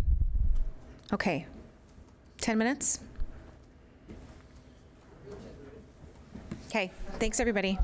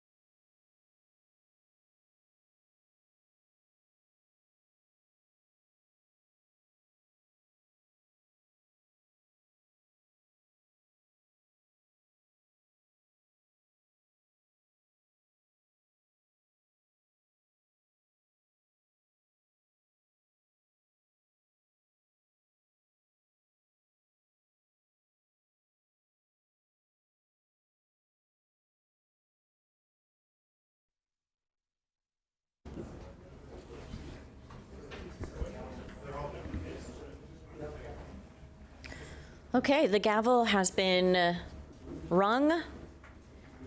Have people make their way back to their seats. I'm going to be your cruise director through the high interest revenue options analysis. So the different funding mechanisms that made up the high interest options, those were the ones that were kind of voted into and analyzed as part of the last session. So what you have is two parts in each of the analyses. So number one goes through those the decision-making framework and those criteria that we all talked about last time. And then the second part is that revenue modeling. So the goal of going through this deeper dive analysis is that now that you have a little bit more information, we have a little bit of extra context around that decision-making framework, we have just some other pieces and some other context also from the community about their priorities. We'll be able to dive into that a little bit more deeply, see if there's anything, again, that we could think about as we're moving towards coming up and kind of building out those recommendations that, you know, as Colleen mentioned at the beginning, politically feasible, viable long-term, can set you all up for success so that as much as I enjoy these evenings, we don't see you again in 5 years. Okay, so as a refresher, the evaluation criteria, number one, legally viable. That's going to be a big piece that we also heard about tonight. And so there are different parts of that also. So thinking about what is able to be influenced by the city of Salem, what's able to be enacted versus what is going to need to be put on the legislative agenda. And so again, as Colleen mentioned, there's a bucket of things that are impacted and reliant on state law. And so building out that legislative packet is going to be part of what we do here together. So those options aren't lost, but it's going to take a little bit longer time horizon. And so one of those pieces is going to be building that out. The next one, able to generate sustainable ongoing revenue. Again, looking at and in the analysis, you'll see short, mid, and long-term options, right? That realization, and versus kind of one time and then something that's going for ongoing. Do not have widespread economic impacts. Can achieve short, mid, and long-term results, equitable, require an administrative effort that's commensurate with the revenue potential. We don't want to get ourselves into a situation where we sign up for a revenue or a funding mechanism or an option that's going to require more administrative work than it is going to return. So it's that return on investment. We want to make sure that that's in good proportion. And doesn't have negative environmental impacts. And that was included, again, because it's part of the city's broader strategic plan to be good stewards of the natural environment. So our first option that we are going to analyze today, right, is a local option property tax levy. That is a mouthful. And so what I'm going to walk you through is just an overview of those different pieces. So that chart kind of builds out against that decision-making framework. And so you'll get an overview of that, and then we'll dive into kind of the revenue-generating potential. And so then we'll open it up for a little bit of discussion to see if there is any other pieces that you have questions about, anything else that would enhance kind of your understanding of this option. And then for each one of these high-interest ones, then we'll see is this, yep, this totally makes sense to continue moving forward as we start building out those recommendations, or got it, now that we have additional information, let's table this and kind of remove it from further consideration. So let's dive in. Number one, number 16, but number one on our agenda tonight. So this one overall is a little bit more viable, right? It's allowed, the city can do it. The potential challenge here is that it is temporary. So for a levy for general fund services is restricted to 5 years and 10 years for capital projects. So it's one of those that would need to get renewed ultimately. So we may see you again in 5 or 10 years. The administrative effort for this is pretty low. The timeline to implement, again, would depend on ballot timing, right? So it could be collected starting 1 year after it appears and is, of course, voted in by a ballot measure. Who pays? So owners of taxable property within city limits. So property owners would include businesses, but the cost may be passed down to customers, but also residences. Equity implications. So the property tax is a proportional tax on the assessed value of real and personal property for businesses and residences. The caveat here is there's a potential for businesses to pass the cost of that tax on to customers through increased costs of goods or services. The environmental implications, nothing really to note here. And the local economic implications, so it would slightly increase ongoing costs of property ownership in Salem, and a local option levy would cause additional properties potentially to be put into compression. And the revenue potential, of course, this wouldn't be a task force if there wasn't a good old-fashioned depends. So you'll see that a couple of times. There's a really broad range to this. So it depends on the tax level chosen, and it could range from 1.1 million or even lower to about 55 million. So it's like when you look at job descriptions and you say, well, you could earn either $100,000 or $500,000. And you're like, okay, great. So if you look at your printed packets, we did that dive into the local option revenue modeling to really kind of illustrate the variability of some of these things. Again, kind of based on the percent tax that could be proposed as part of this. So on the left, you have the dollars per 1,000 of assessed value, the percent tax, the estimated year one revenue, and then the median additional annual tax paid by property owner. So that column on the far right is really interesting because then that is going to be kind of a useful metric to look at and kind of assess when you're thinking about the impact on residents potentially, right? So per year, it could range from $17 all the way up to $1,000. And so those are some of the kind of pieces that go into the modeling. And then if you go onto the next page, then it just puts all of that data into graphs. So I'll pause there. Any questions, any thoughts, any other pieces that you want to add to the discussion or the analysis about the local option levy? Becky, take it away. I've become aware that under equity is perhaps another piece of this. The cash-strapped senior citizen who's holding onto the house and nothing else and barely comes up with the tax money, yes, has a valuable asset, but doesn't want to move, so they don't have cash. So I'm not sure that we can really say it's equitable when we require them to come up with a fungible money to pay for an unfungible item, their house or their car in another scenario. So that bothers me under the equity business. Impact on seniors. And I'm sure that, oh, yep, Jean, go ahead.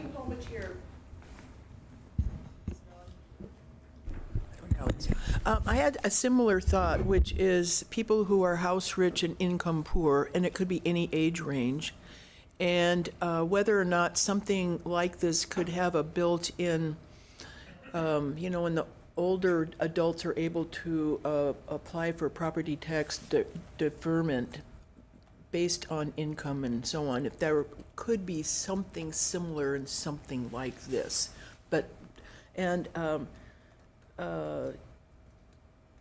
So one of the things I thought of is I think you can use census data to look at income in different neighborhoods, and you can look at the property tax or house value or property value relative to the income status to get some global ideas about how that might affect different neighborhoods in the community. I think I'm correct about that. Yeah, and I'm gonna, Colleen. That's a great question, Jean, and that comes up in property tax discussions a lot, particularly on the West Coast, where property values have increased so much over the last 20 years and not in alignment with incomes or inflation or any other benchmark. So some communities do have a senior or lower income, or however you might want to define it, exemption to a property tax. The challenge with that is that it's opt-in. You cannot do based on your, we don't have that data for the community, and we can't automatically understand exactly what that would look like. And so that's something also for consideration, if that was something you wanted to recommend to council, that it's pretty variable understanding what the results of that would be. And it's not going to feel as equitable because we're asking folks to already be aware of it to be able to opt into the exemption. Russ. Just some general comments on property tax equity. What the literature shows is that the property tax is probably a pretty equitable thing in the middle income distribution areas where people have enough income to own a home, and generally the higher your income, the more valuable your home, and so the property tax correlates pretty well with your income. In the higher ranges, in the upper income categories, it doesn't correlate as well because higher income people, you tend to think it would, it's counterintuitive, higher income people tend to have a relatively higher percentage of assets in financial securities, stocks, bonds, stuff like that. And even though they may own a big fancy home, it is a lower percentage of their income. In the lower brackets where people do not own homes, it's very hard to even do research because you don't know how the tax is going to be shifted through rents and stuff like that. Just some thoughts. I don't know if it'll help us or not. Thanks, Russ. And Bill, was your hand up? No, were you going to say the same thing? Did you read the same article?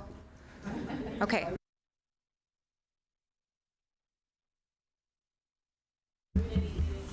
Sorry, I do have a question about that. I'm wondering about properties that are under a tax abatement right now. Can they be levied, or is that if they have a tax abatement, they're not, you can't touch them?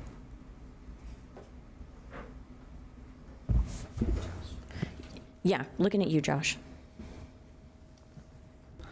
Josh Eggleston, Chief Financial Officer. It really just depends on the type of abatement or exemption. We could come back with a list, but I don't have it off the top of my head. Thank you.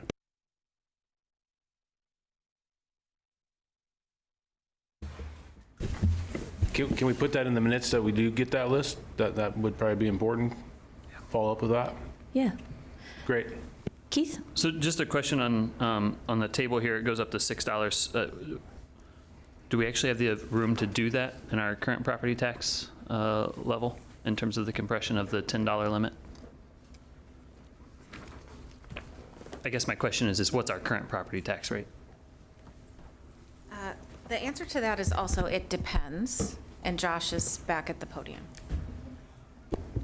Again, Josh Eggleston, Chief Financial Officer. It does depend, and it depends on which side of the river you're on here. So if you're in Polk County or Marion County, Polk County, there's room for a levy depending on the dollar amount within the $10 limit. On the Marion County side, it's already over $10. Approximately 3,500 properties are in compression. So every time you add additional taxes from any jurisdiction, not just us, there is more compression. And local option levies are compressed first. So say you levy 75 cents, not everyone's going to pay that because there are some properties that are already over that limit. And what is the city currently charging on the property tax rate? So the permanent rate, $5.8315. Okay, that's what I was thinking. Per thousand. And so I guess my point there is even if just the city is assessing it, we can't get up to $6 because that would be over the 10, right? So if the city's assessing $5.83, you had 6 of that. Am I misinterpreting that? Okay. That is correct. But even with all the other overlapping jurisdictions, it's over $10. Right. Yeah. I understand that. Great, thank you, Keith. Other comments, questions? Yeah. Nate Raffin.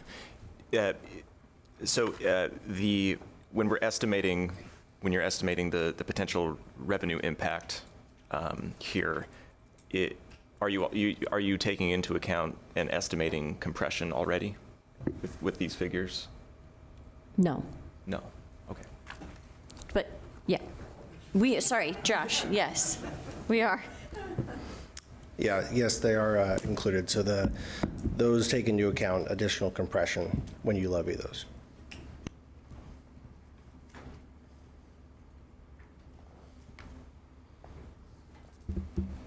Yeah, Sean. Sean, because I'm just speaking to the equity side of it. Looking at the specific properties that are already under compression, would that be equitable or unequitable in which properties are currently under compression? Like, is it really expensive properties that are under compression, or is it the $300,000 houses or the condos that are under compression? Well, what is it right now? That's going to be a good follow-up item.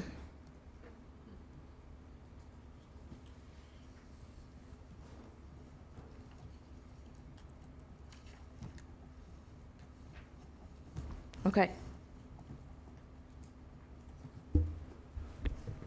I guess related to that, and I think this was a question that came up before, and apologies if it's in here, but just how many different properties there are, I think is something that we had asked, right? Of like how many different tax units there would be.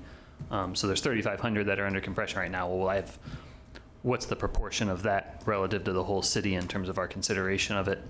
And I think there had been questions, and I'm thinking back to like meeting one when we were asking some of those questions about like how many business properties versus personal residence properties and that sort of breakdown. Great. Thank you. Okay. Lots of good additional pieces to add to the analysis when we're thinking of moving this forward into consideration when we're building out the recommendations. All right. So we're going to move on to the next one, which is business license fees. So this one overall is more viable. It is allowed. Council can adopt fees by ordinance or a fee could be placed on the ballot. This would be an ongoing revenue generating source. The administrative effort would be medium. The impact timeline or the timeline to realize that revenue would be 1 to 2 years. Who would pay? So businesses, but this is also one of those where the cost could be passed down to customers. And the equity implication. So the note here is that any potential increase in the cost of goods or services tends to have a disproportionate effect on low-income households, typically because when you look at the research out there, those households spend a greater proportion of their income on goods and services. The environmental impact is not applicable for this one. The local economic implications. So businesses could, there's a couple of them, right? So businesses could shift to nearby jurisdictions to avoid the tax, which could negatively impact the perceived business climate in Salem. But then there's also those equity implications as well. So the revenue potential, again, is variable. So current estimates in place the range of the potential revenue anywhere from $8,000 to $3.9 million annually. So then in your packet, when you look at the different models for business license fee revenue generation, I sailed right past. It's number 5 in the packet. Thank you. It's number 5. There we go. Business license fees. So there are a couple of different ways that also kind of impact some of those the proportional versus flat fee amount and some of those considerations that came up when we were playing the game of would you rather taxes and fees edition. So business license fee could be structured either by a flat amount or it could be proportional to the business's income. So in that second option, it's worthwhile to note that if it is proportional, then it starts to look a lot like a corporate income tax. And so a lot of those modeling considerations will apply. So when we get to that section, you'll kind of see how those impact each other. So then when you have both of those different options, the modeling for a flat fee is pretty straightforward. So then if you look on the next page, there's a couple of assumptions that go into the table in building that out. So there are approximately 5,200 businesses in Salem that report wages. Fees are uniformly assessed. So then the second assumption in the model is that fees are uniformly assessed to every business annually. So it isn't dependent on the revenue or the profit or anything else that is generated. Then it assumes that at least $200,000 in collection and administrative costs. So those would be costs to collect the fees from the city. And then to build out a little bit of conservativeness in the projection, there's a 20% applied to where projected revenues would just be unable to be collected. So that could account for any number of things, again, just to kind of build in that conservative estimate. So when you look at, again, kind of based on that estimate of 5,200 businesses in Salem, and that isn't broken down right now between small businesses, local businesses, larger businesses, so it is comprehensive of all of them, then you could start, the impact if you assess a $50 business license fee is only $8K per year, and then all the way up to $1,000 could generate 3.9 or about $4 million. Becky. What's the current business license fee in Salem? Josh? The city doesn't currently have a business license fee for general businesses. There are some specific ones, like for marijuana dispensaries, taxis, things like that, but there's no general business license.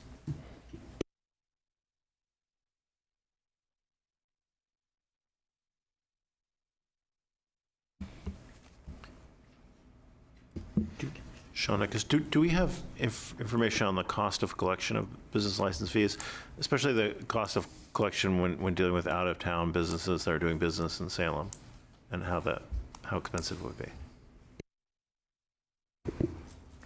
We have an assumption in there that of the model it being about $200,000 in administrative costs, and that could be something that gets built out a little bit more, and that's based on kind of scaling up and thinking about the current business license fees that are in place, knowing that it's not all of them and it is selective. You can kind of use that as a starter to think about, okay, what would be the administrative burden to collect kind of a broader business license fee. Yeah, Raquel. Thank you, Raquel Moore Green. Just curious of the business, of the approximate 5,200 businesses, those are all, I guess what I would say, a for-profit, correct? So this wouldn't include nonprofits or churches? Right. Reporting wages. Do we? Well, they're reporting That's a good question. wages. Josh?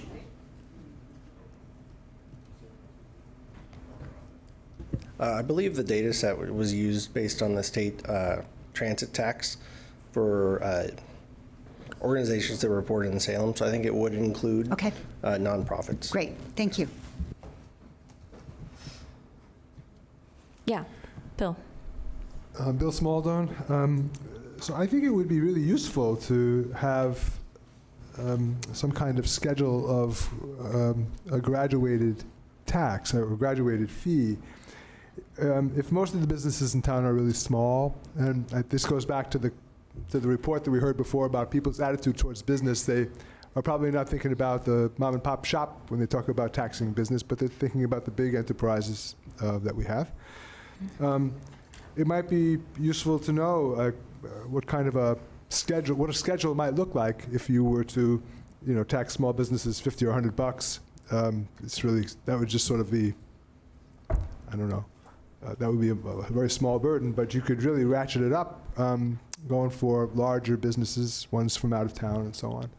So this helps us, gives us some sense of the revenue we could get if we tax everybody the same, but it doesn't tell us much about what it would look like if we graduated it. Yeah. Beth. Beth Vargas Duncan. On this business license fee, in our notes, I like the feature that is noted under the Medford scenario, or peer, I guess, that business license fees or business license registration fee does require businesses that are operating within the city to have a connection point. And so then we can have a record of who you are, where you are, how many employees we should be looking for if there's a fire, have a little bit more data on hand. So it could merge nicely with safety issues. I support what Bill is saying about looking at a graduated piece. I'm having deja vu because when I was at the city, I actually worked on developing a business license tax and probably presented it to Bill. Anyway, side note. So part of what was not popular at that time, per my recollection, was that the business community was very fearful that once you got in the door, that it would just ratchet up anytime the city needed funds. So I think the idea, and I'm borrowing Stephen's term, of putting a regulator on. So if you said this is going to apply to businesses that of whatever size or revenue earning, and then as businesses fluctuate in Salem, as we well know, right? Because it's a challenge sometimes, that if their number of employees drop or their revenue drops, then their obligation could drop as well. Yeah, so I'll put you in for the presentation next time. I'll be emailing you for that report. Did I see a hand? Yeah, Kathy. Kathy Knock. I'm just going to reiterate what I said, I think, at the last meeting, that employees do have a need to have that contact information and to know what businesses we have in Salem. We have employees who literally spend days walking the streets looking for people who have grease interceptors so that we can meet our requirements. First responders often go into commercial buildings and have no idea who's in that building. So this is a double win. If we get some funds, we will also get information that will help us comply and better be stewards of our employee resources and provide information to our first responders. Great. Thank you, Kathy. Yes. Just so I'm clear, this is 100% just generating revenue. There's no enhancement for the businesses as a part of this license. True? Right. I think the Kevin Bacon impact, so the 6 degrees, would be better and more in kind of informed support when it comes to public safety and then kind of code enforcement and regulations and things like that. Okay. But there wouldn't be an additional service provided, if that's what you're getting at. Yeah. Bill? Bill Rickey. So we established that nonprofits wouldn't pay this. Is that right? I don't know that we have. I thought so. Nonprofits would pay this if they're an employer. So like Salem Health, right? The hospital, right? It's a nonprofit. Would they pay this? It depends how it's structured. Right now, I believe the data includes them.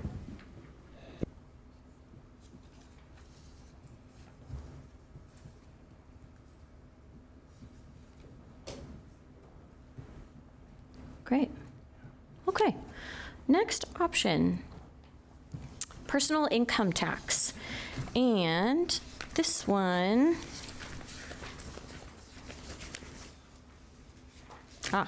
we're going back in order. Number 2.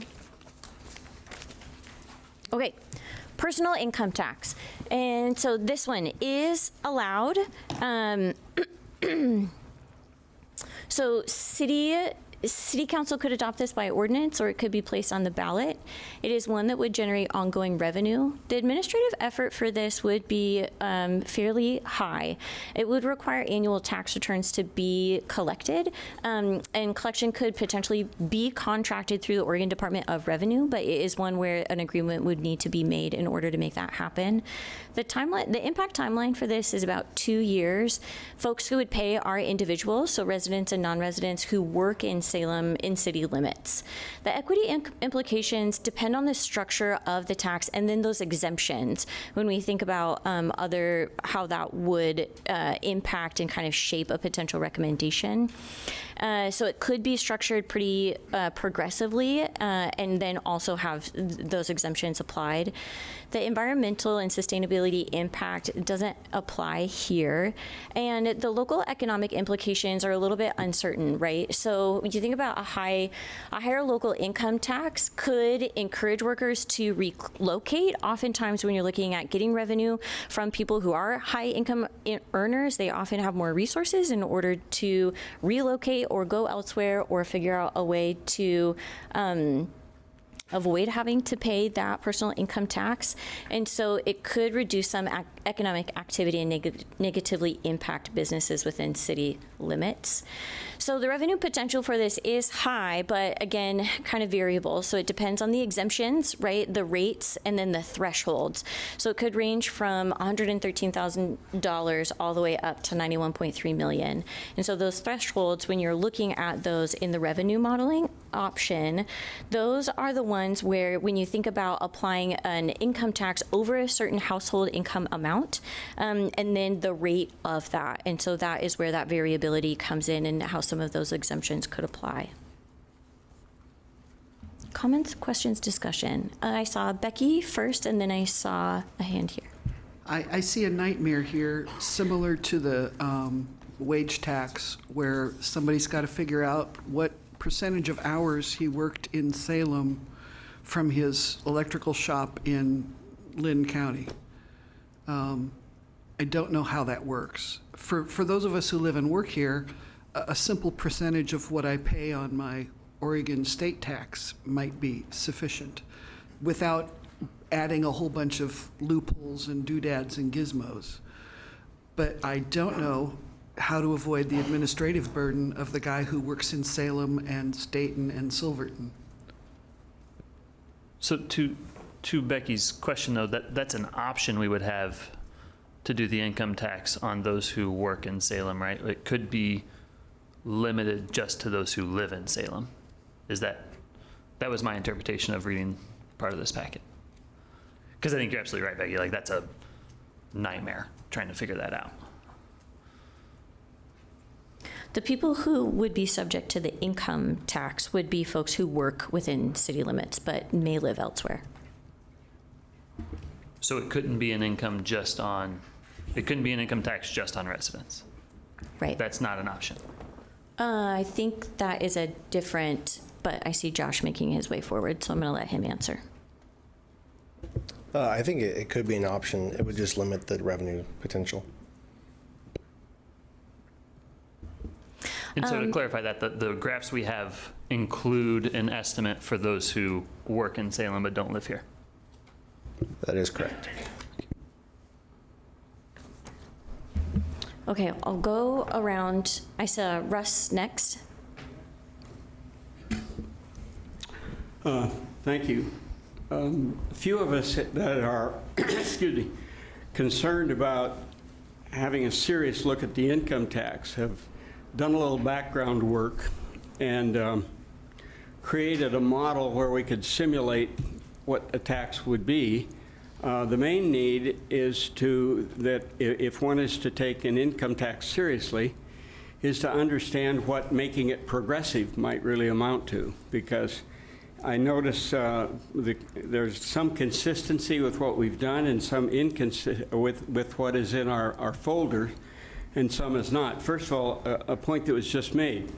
An income tax is assessed from where you live. A payroll tax is assessed from where you work. And so none of the possibilities of an income tax would apply very easily to people who live in Salem but don't work here. Okay. I and a subgroup of this group have, and I'll leave them anonymous if they choose to be, and I will accept all the death threats. Okay. But have put together an Excel spreadsheet model. The data we've used, and let's see, Scott, would you? You had some visual aids. I have a visual aid, right. The data we've used is Oregon Department of Revenue income tax returns for Salem 2021. I think the 2022 data is virtually available now, but this is 2021, wouldn't be that much different. There were 104,202 income tax returns filed in Salem in 2021.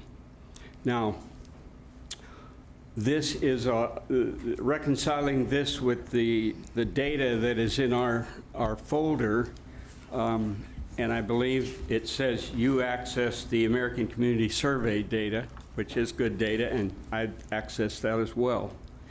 And there are consistencies and there are inconsistencies. But the total aggregate gross income on our tax returns in Salem in 2021 was $7,480,868,002. That's a pretty big tax base.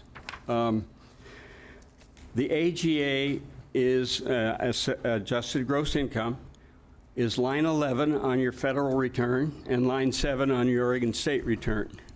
An income tax could be keyed to one of those numbers and very easily enforced with absolutely no income tax return needing to be filed. There's precedent for this kind of a thing.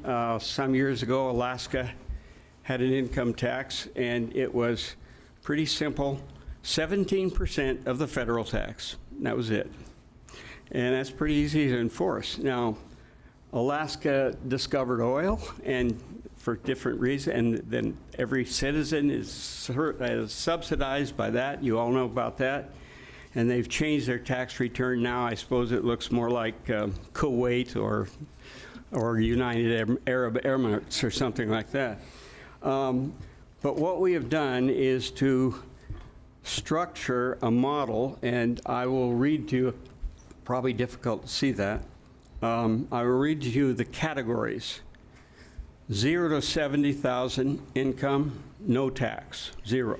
So everyone under 70 is exempted. This is the model we've started with. And I'll make a point as to what I want you to take from it, which is not to buy this model exactly.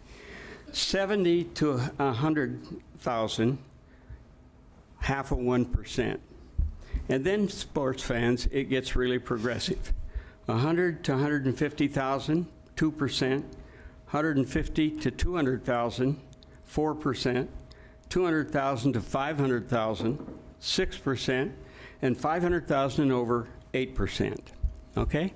Now, these figures would be attached to your marginal income at that level or higher. So one of the mistakes, I think a mistake that the payroll tax made, is as soon as you were over minimum wage, you started paying on your entire income tax. And the public has very fuzzy understanding of that whole thing, that the tax is only applied to income above a certain level.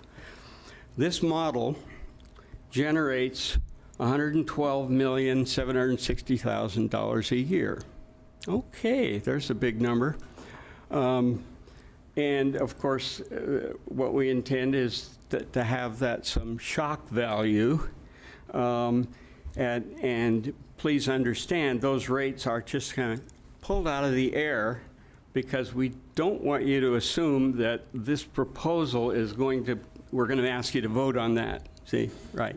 I make the assumption that if we had a motion to send this in right now as our final report of this revenue task force, that motion would probably fail. You agree with me? Okay. Anyway, 112 million. Now, what would you do with that money? And here's the main point of this whole exercise. What you would do with that money is provide tax relief with everything else. In other words, what we would like you to assume from this is that this is a model that could supply in probably the only way any of our tax mechanisms would, serious tax reform. And if I took any message at all from the data that you have given us very carefully, it's that the property tax is our core now, and it cannot do it. What that tells me is we need tax reform. So at least this idea of a progressive income tax is what we would like to inject into the Revenue Task Force's considerations at this point. And I don't know if I want to answer questions or not, because but there you are. Yeah, Raquel. Now, excuse me, Scott, would you throw up the last two slides in order? And they're graphs, so you might be, or charts. There we are. Now, that is the picture of basically the actual Salem income distribution. Wow. All right? And the 6 blocks in there are the 6 categories that we structured to run the model. We've run it with all different kinds of rates, but that's the income distribution of Salem, roughly. And the far left one, the little tiny one, is 0 to 70. And I would add that when you exempt 0 to 70, you are exempting 67% of Salem income payers. So this model shows you that 112 million could be raised and 2/3 of Salem pay no tax. Second slide, please, Scott.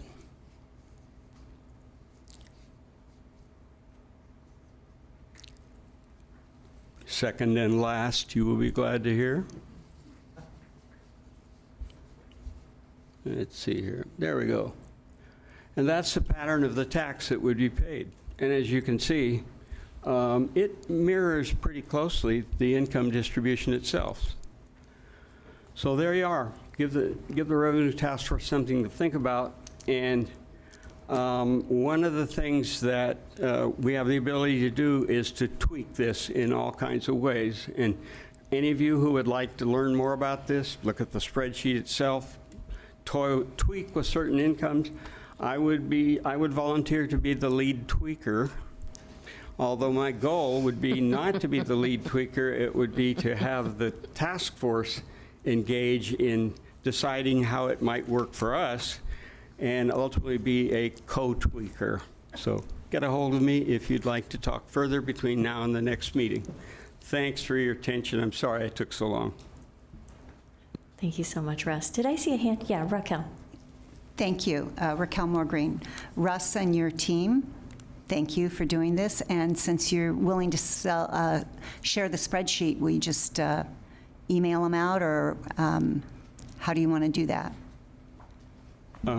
Thanks, Raquel. I have copies of my assumption base that anybody would like to take a look at it. And of course, I'm not showing you the actual model, but this is the model that could be tweaked. Okay. I mean, That'd be anybody great. could tell me, I'd like to see a Thank you. rate of this or something like that or anything. I have the ability to do that. Great. Okay, thanks. Incidentally, the categories are chosen both because of the numbers of payers in each of those categories, and as well, it corresponds with the actual categories that the Oregon Department of Revenue gives us. Okay? Okay, I saw Bill's hand, and then Beth, I saw yours. Bill Smaldone. I would just like to observe, based on Russ's model, what kind of opportunities that really offers us in terms of reform. Before, when we were talking about the property tax, everyone was concerned about the equity question. Okay, we all recognize that the property tax is one of those areas where there might be revenue down the road that can bring in some substantial amount, even given all the property tax's problems. But we also recognize that it runs contrary in many ways to the equity priority that we've made. And I'd like us to think also about all the other taxes and fees that the government, that Salem has levied over the past 30 years to try to make up for the lost revenue after measures 5 and 50. These include things like the operations fee, which I think everybody pays $18 a month, right? Everyone in the city pays that. The street lighting fee, right? So we're talking right there about something like $240 a year that everybody in the city pays, or everybody who gets a water bill pays, right? And it's flat and regressive. They're all flat and regressive. This would give us the opportunity to rethink that whole structure, right? To rethink how we do business here, right? And make Salem really different, right? It could have an enormous impact, right, on the quality of life in the city if for once in the last 30 years, and I know other councilors like TJ Sullivan and we disagree on many things. I would say almost everything, right? Everything. Except that most of that has to do with how to get places. But we both have agreed on many things that we would like to achieve for the city. Okay, and the problem has been in the councils he served on and the councils I served on, that there were never any resources to actually do the things that you knew the city needed, like meet the needs of our homeless population. Everyone in this room knows, right, that that's a moral imperative to accomplish, no matter what your ideological position. And we can't do it because we don't have the money, right? This kind of a reform could get us there, so that we could really do something different in this city and be a model for other places. Right? I find it to be an extremely exciting possibility, and I'm hoping that some of you will come to share that point of view. Great. Was there? Yeah, Beth was next, and then Russ. A very important point that I forgot to mention. I think I could show you how a proposal like this solves every problem that the payroll tax had. And I want you to accept that this is a different animal than the payroll tax completely. I know many people who actively solicited signatures to put that on the ballot so that they could vote against it, who would actively project or support something like this. And so don't make the mistake of putting this in the same bag with the payroll tax. That's a couple of the errors that the material we were given makes. And let's disavow that. Thank you. Beth? I think Bill might have answered some of my questions, because Russ got me at mentioning tax relief, so that perked my ears, and I think Bill gave some examples there. I'd be interested in more examples and exploring what that would look like. But just looking at this for the first time tonight, my first concern is that the folks in those higher categories would just move outside the city limits and evade this. I saw Becky and then Kate. Becky Beeman. Russ, bless you, and thank you for your model. I'm a little bit concerned that anything that we bring to council needs to come from the city. So at some point, the model has to be blessed.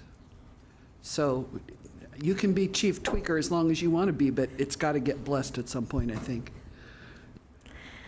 Thanks, Becky. Kate.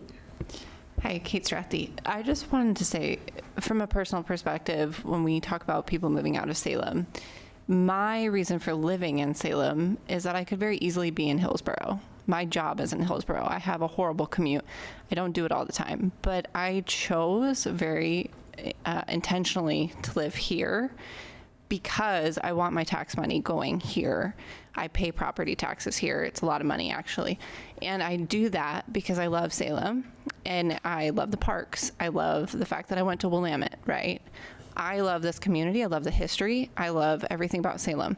So I don't want to move out of Salem. If I did, it'd be for a little bit more property, but I would personally not move because of this. I would consider it fair for me personally, and I would be somebody who would have to pay some of that. So just FYI for me, I would be okay with that. Speaking, from my own personal experience, and I really appreciate that motto. So thank you. Yeah, Bill Rickey, would it be an option if, let's say we were to present this, could we present it with the fact that since property tax doesn't work anymore, that citizens of Salem, Marion County don't pay property tax anymore? Because this more than shores up the deficit, right? So I'll be in favor of this if I don't have to pay property tax anymore, and this shores up the deficit the city currently has almost fourfold. Thanks. Bill? And then I saw Keith. Yeah, just in response to Bill's query, I think that there are many things that could be reduced or abolished, right? Abolishing the property tax would be a huge step. I think it makes city governments nervous because the thing they like about property taxes is that they're relatively reliable, but they're no longer meeting the need, as everyone knows, right? So conceptually, I don't know of any reason why you couldn't say, let's reduce the property tax by 50% and make up for the lost revenue with this kind of a targeted tax that you could change the schedule as you need. I saw a couple of hands, and I also want to point out that a lot of this is really good discussion that is going to be part of when we start building the recommendation. So you all are bringing up really good points about personal preferences, how it's defined, how it applies in some of those next pieces. And so we are going to have those, right? Because I think there is a consensus like, yes, this is worth exploring and seeing how this could look moving forward. And I know that we also have about 10 minutes left, and I do want to make sure that we get through at least one more. And then as Colleen mentioned, we'll probably do some surveying in between so that we can get to those mid-interest options and then get people's feedback on that. So then in the next section, we'll be able to start diving into a lot of those pieces as well. But yeah, Keith. Russ, can you give us a sense of, to Bill's point of the schedule, right? Like, where did those numbers come from in terms of the particular rate? And I guess where I'm thinking about that is Oregon as a state is already a relatively high income tax state. Putting 8% right on that top income margin, what Oregon's top income margin is 9.8, somewhere around there. Right, so you do that, that's 17% marginal income tax rate. That's that's a relatively astonishing number in my mind. And so I guess, can you give us a sense of why you used these numbers as kind of your initial, let's throw this idea out there, recognizing there's some tweaking in there? Was it the kind of the 112 number you were going for to allow for some of these flexibilities? What's the variability in that? As I said earlier, these numbers were pulled out of the air purposely so that you would realize they were pulled out of the air and they didn't mean anything, okay? In other words, the idea here is that this is much more of a tax reform idea than it is a tax revenue idea. It simply it asks the community, how would you like to collect the money that we need? Everybody has talked about the fact that people want the services, don't want to pay for it. The reason we hear that so much is the income inequality that has been rapidly growing in this whole country. And looking at Salem's data, it's not unusual at all from the national model, okay? And the reason we hear that is that we keep trying to get revenue from that middle class, you know, at the same time their ability to pay it is declining. So the inequality causes the services to be needed and the ability to pay it to be less. It's a dangerous situation. It's the problem that governments everywhere are in, and the only way that's going to be solved is more progressive taxation. So it's like Willie Sutton, who robbed banks, and they say, why do you rob banks? That's where the money is. Well, how do you tax? You got to tax where the money is. You know, that's it. And I think that's a good explanation and a good understanding there. I get a question of that in terms of the tax reform. So if we get rid of property taxes or reduce the property taxes as a result of this, what's to stop another district from coming in and taxing and adding back to in that property tax, right? Because then you're reducing that compression a little bit, right? There's that risk associated there. So I guess in thinking about tax reform, is that something the city can do on its own in terms of reforming that overall tax approach?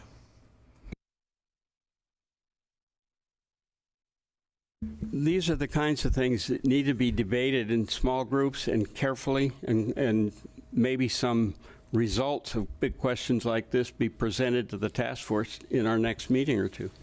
That's exactly where I started. Okay. These deliberation sessions are going to be a lot of fun, you all. Yeah, Kathy. Kathy Knock, I appreciate the work you did and the idea of doing tax reform, but I do want to keep in mind that the city has an immediate deficit. We are robbing Peter to pay Paul to keep the library open. We're giving up recreation activities for the youth, and that starts in July. We need to make some proposal that will get us through the next 2 years where we might have time to debate some of these things, because otherwise there's not going to be much of a city left next year. I saw Ariel and then Bill. Ariel Lovell, Ward 2. While I understand your concerns, I believe that this leads to more equal, equitable resource after all. I understand that you also are concerned about it happening within the next 2 years. With this model, model can happen within 1.5 years to 2 years easily. So that's just. Thank you. Bill?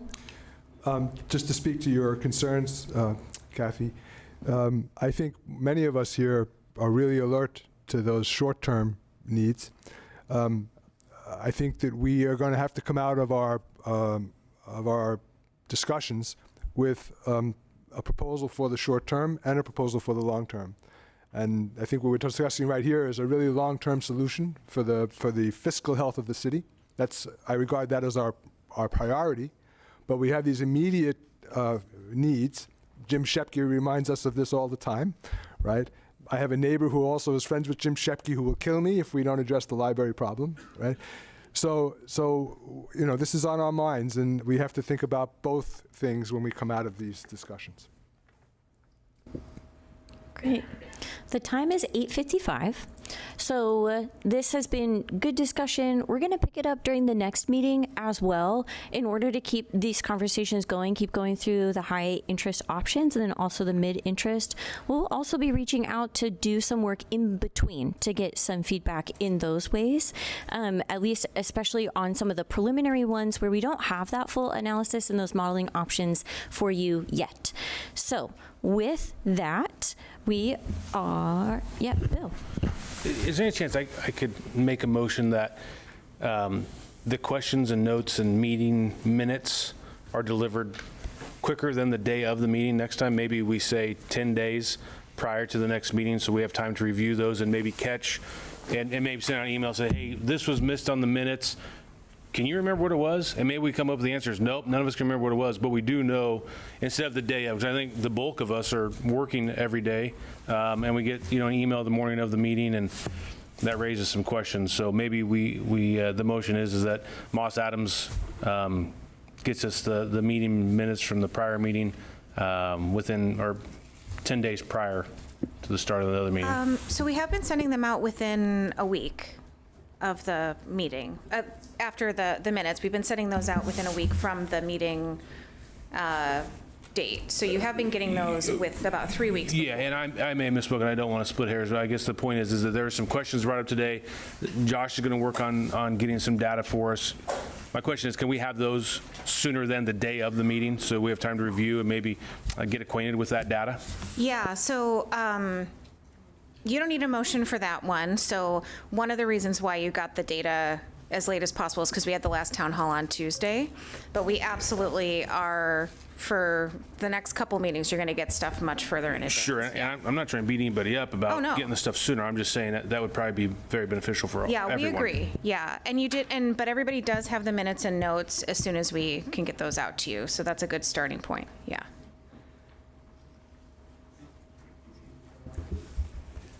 Do we need a motion to adjourn? You could call the meeting adjourned, I think. Meeting adjourned then. Thanks, everybody. Great work tonight.